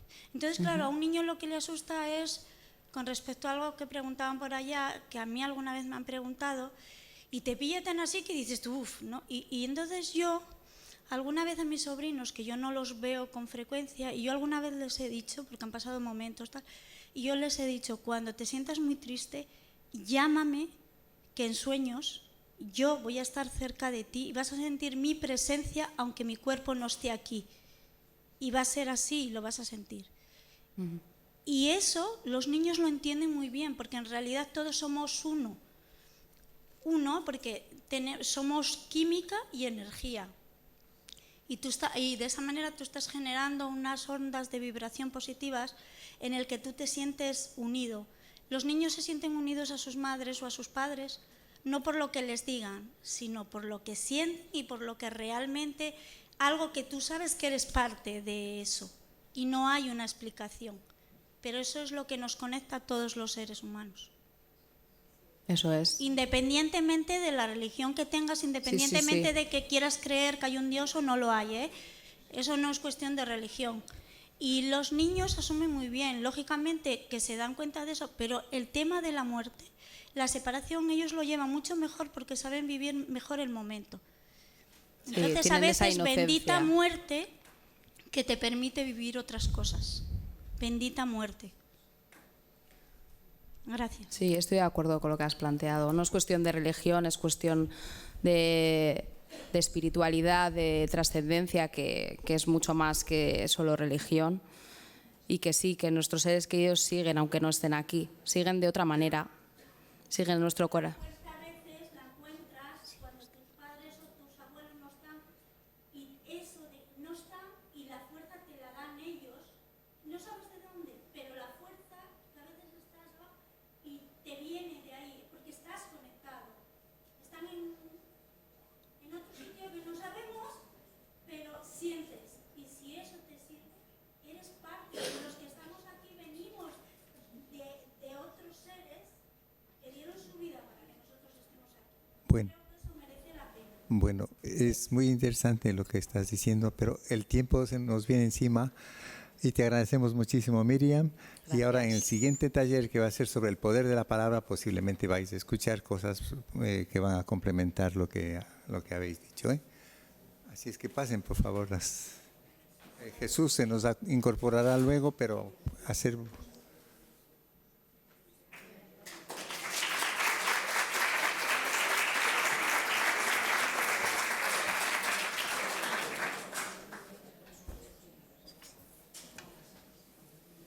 Espera, voy a por la hoja esa.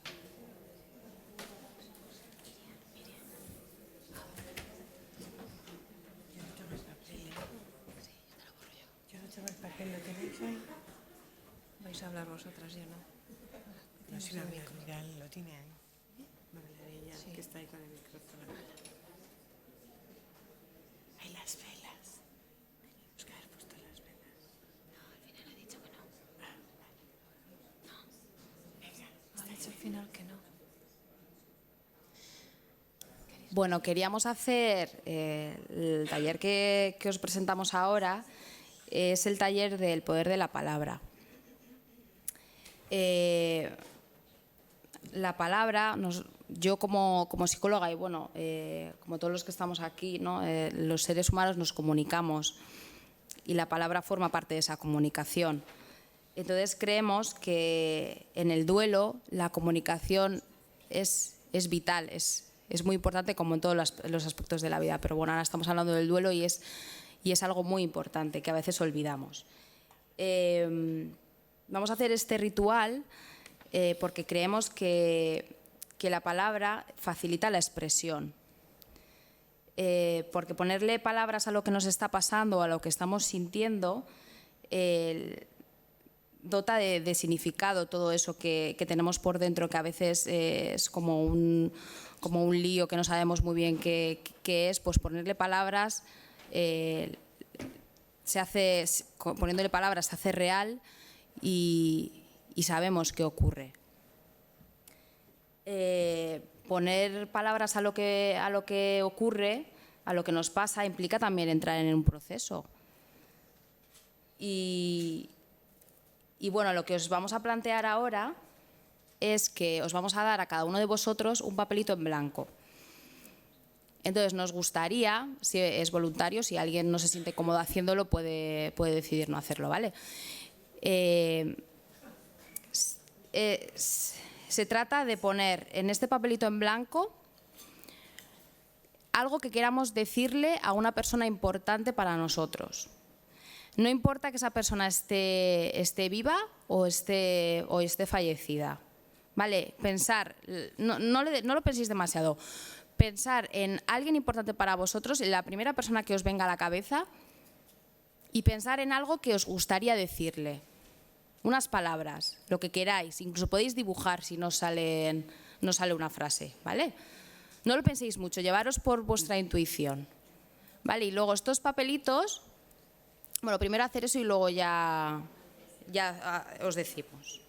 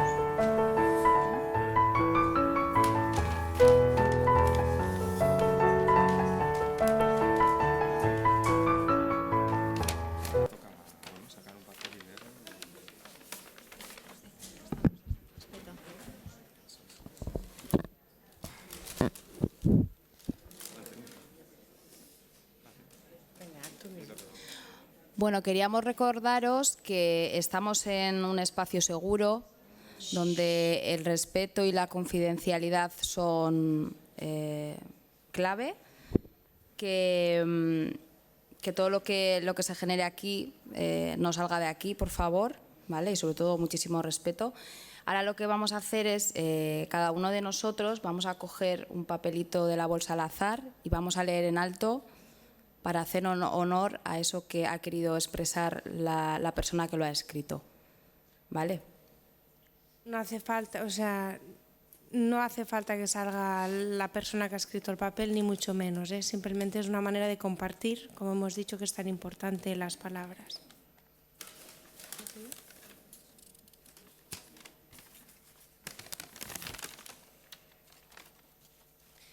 Que le quería demasiado para irse tan pronto y no tenerlo más tiempo. Te sigo teniendo presente y sigo mirando nuestra estrella espacial. Una palabra, permanencia. No sabemos cuánto va a durar el viaje, así que disfrutemos mientras estemos aquí. Insisto, no sabemos cuándo se detendrá el tren. Presente. Te perdono. Muchas gracias a todos por compartir vuestras palabras. Gracias.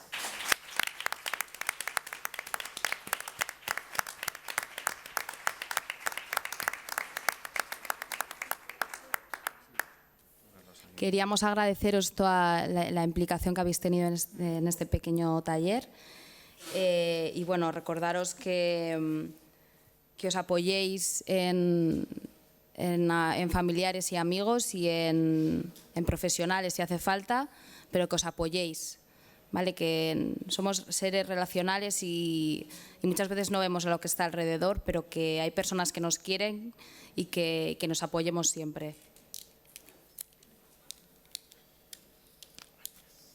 Si alguien quiere hacer algún comentario o alguna pregunta, es el momento.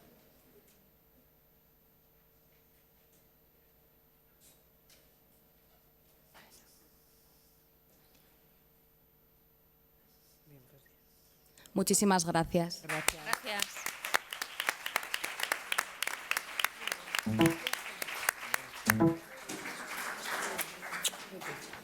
Bueno, guapa. Bueno, agradecemos un momentito.